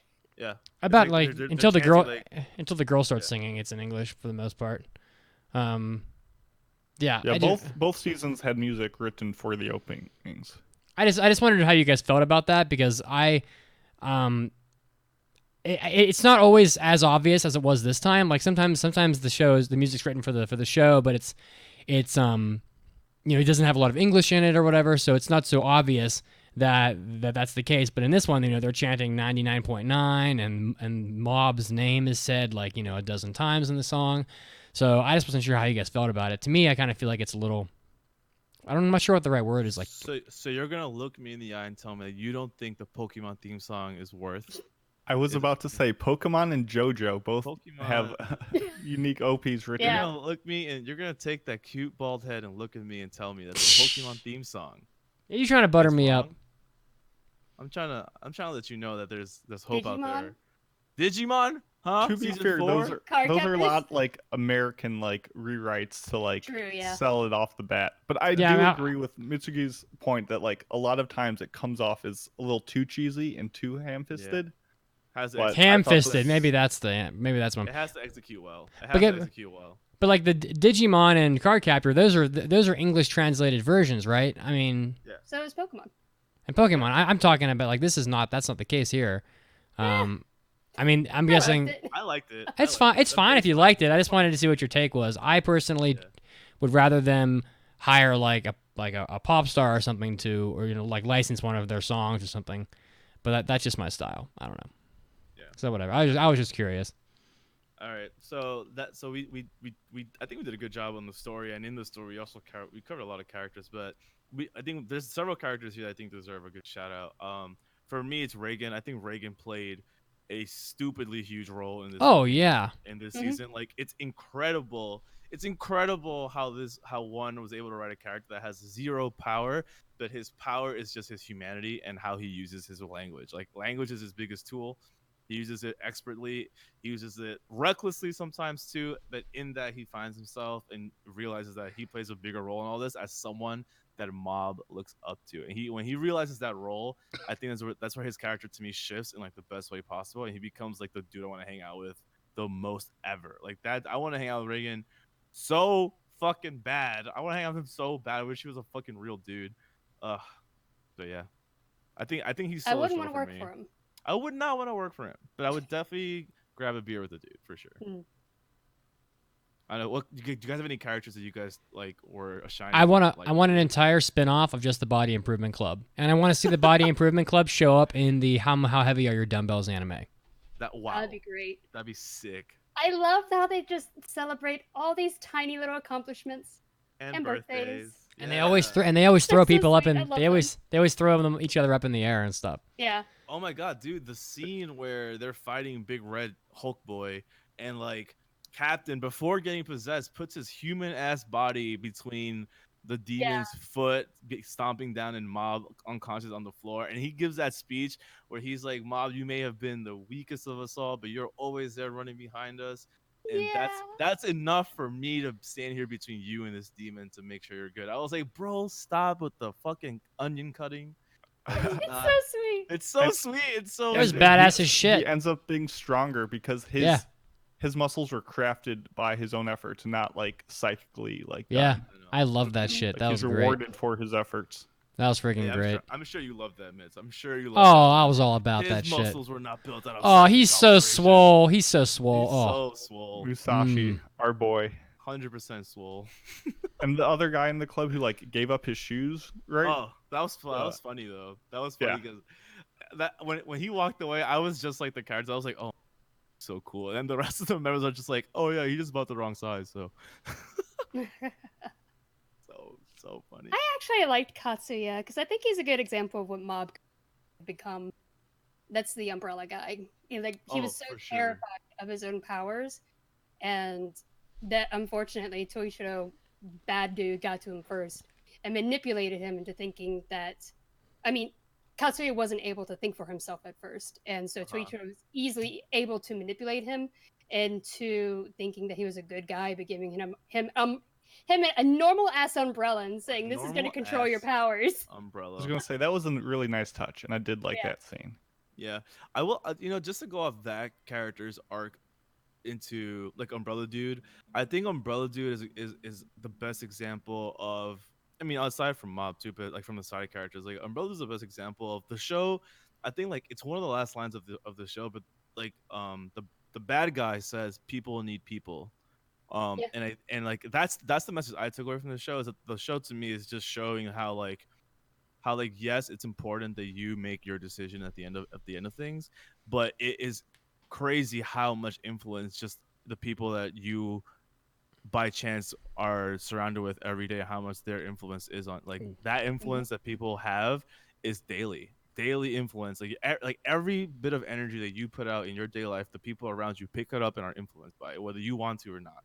So like it's like a message saying like, hey, like be the best version of you so that you put that energy out and other people can see that and learn from that and hopefully become the best version of themselves too, even if you don't even mean for that to be the case, but you should just be that way by default, because people need people, and when people are lonely they're going to seek the first thing that comes to them, and if the first thing that comes to them is bad boy with a fucking white umbrella that's going to take over the world soon, like that's a thing. Like that's why people, and not to get super real, but people in poverty here end up stealing and stuff because they meet the wrong people along the way and they're desperate, and that happens. So that's the message I took for sure from. Yeah, I think That's there's a good message. a very strong theme of your life is your own throughout this whole season. Oh my And, goodness, they said that in the OP. What? They did? Okay, well, Yeah. whatever. Wait, did you not remember that? No.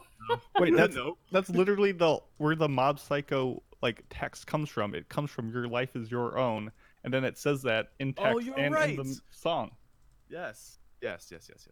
Anyway, sorry. I don't remember. I thought you were making a reference. Anyway, I guess that helps to cement it that it actually was the message. Go on. Yeah.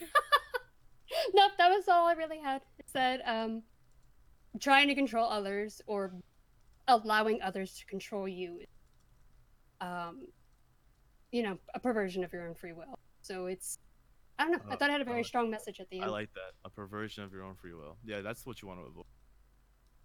I mean, I love how one does his characters. I did think, though, besides the big bad being like a typical big bad, like the big theme of most of the enemies was all about the the superiority of their own psychic abilities. Like having power gives them the right to lord over others and use them as tools. And I feel like there's almost all the enemies so far have had this exact same like frame of reference. And I felt like we've already got the message, and it keeps on getting brought up. Like I want to see in season 3 have some enemies with a different look at the world, because I think that's what will help improve these big story arcs, is if they have more of a clash of ideals that we haven't seen yet.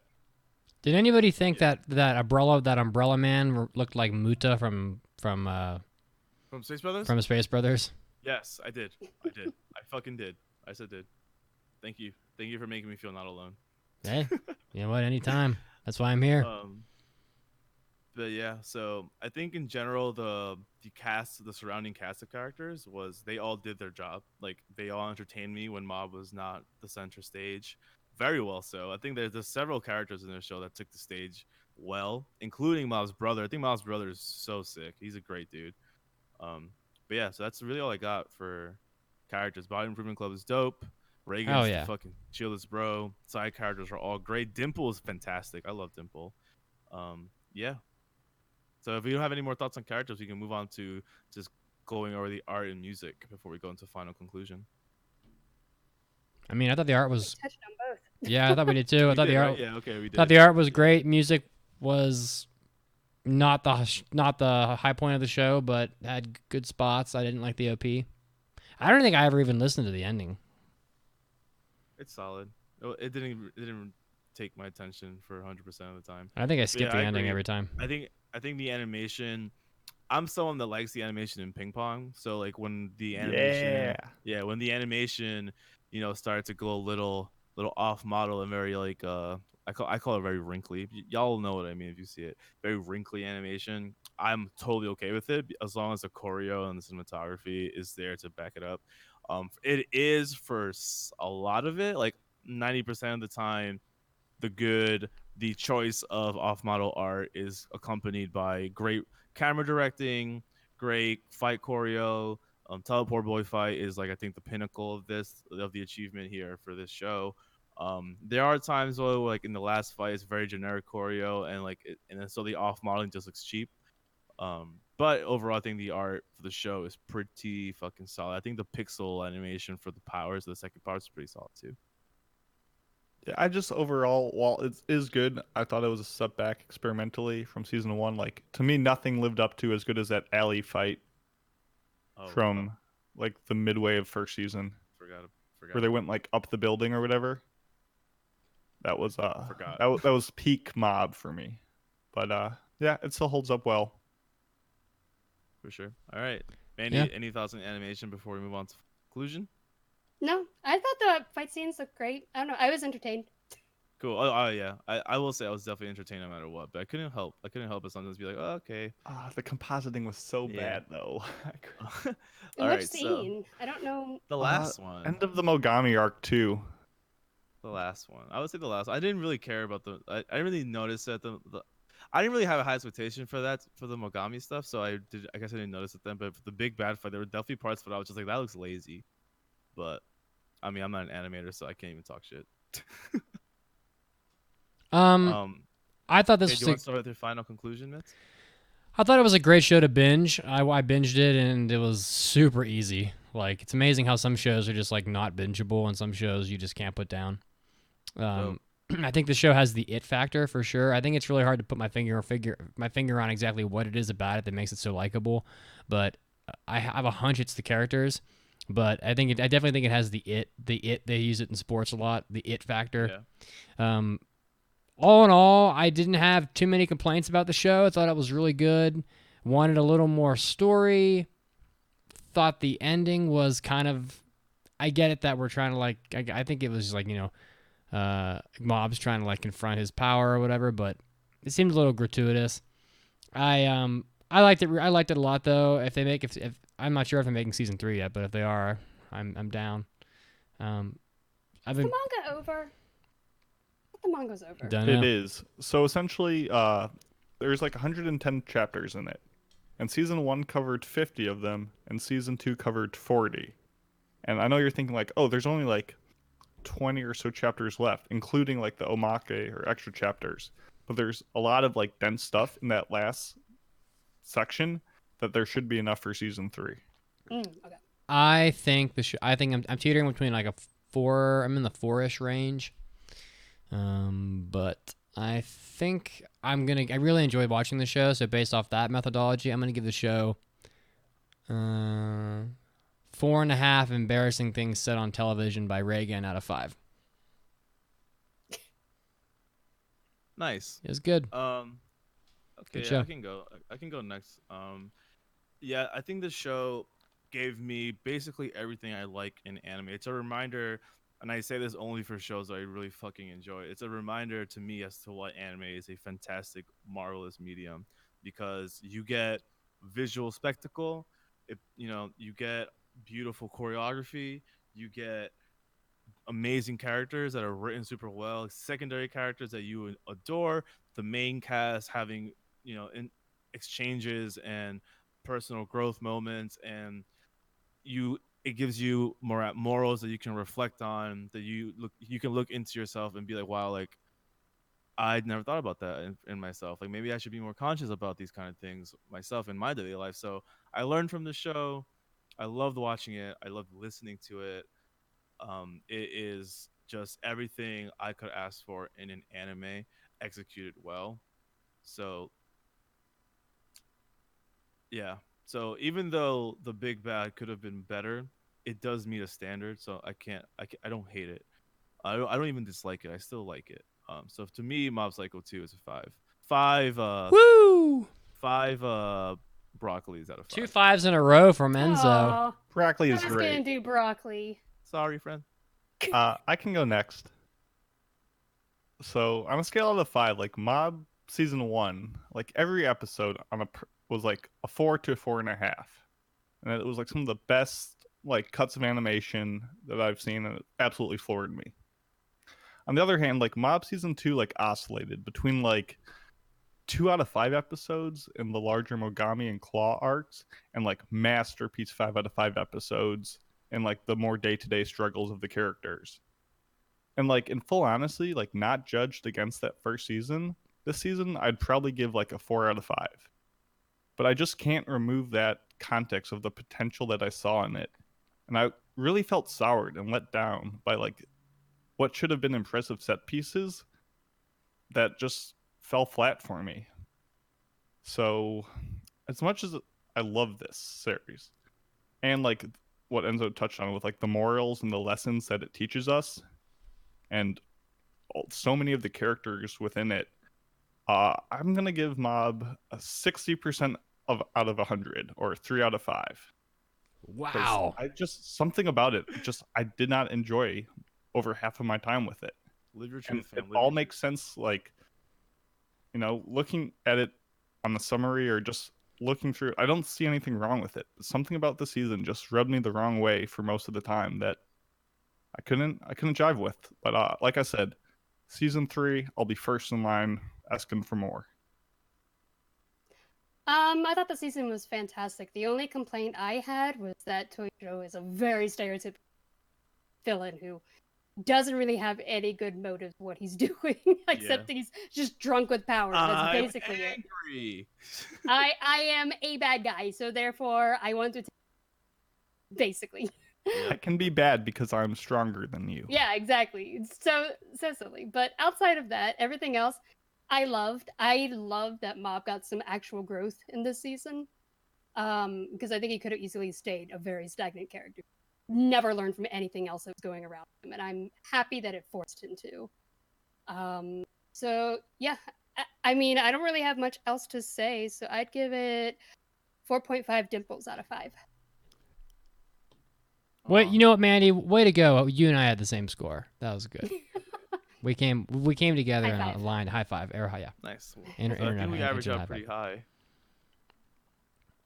Listener score, 86% scored it a 5, and 14% scored it a 4. And there's no other scores outside of those. Wow, that's pretty impressive, actually. Yeah. Nobody thought it was less than a 4 except Mason. Except Mason. The show is fantastic, and you should watch it. I just rated it low because everything I loved about it was already in the first season. Fair. But yes, watch the show. Please do it. All right. I scratched the mailbags because we're running long already. So. That's fine.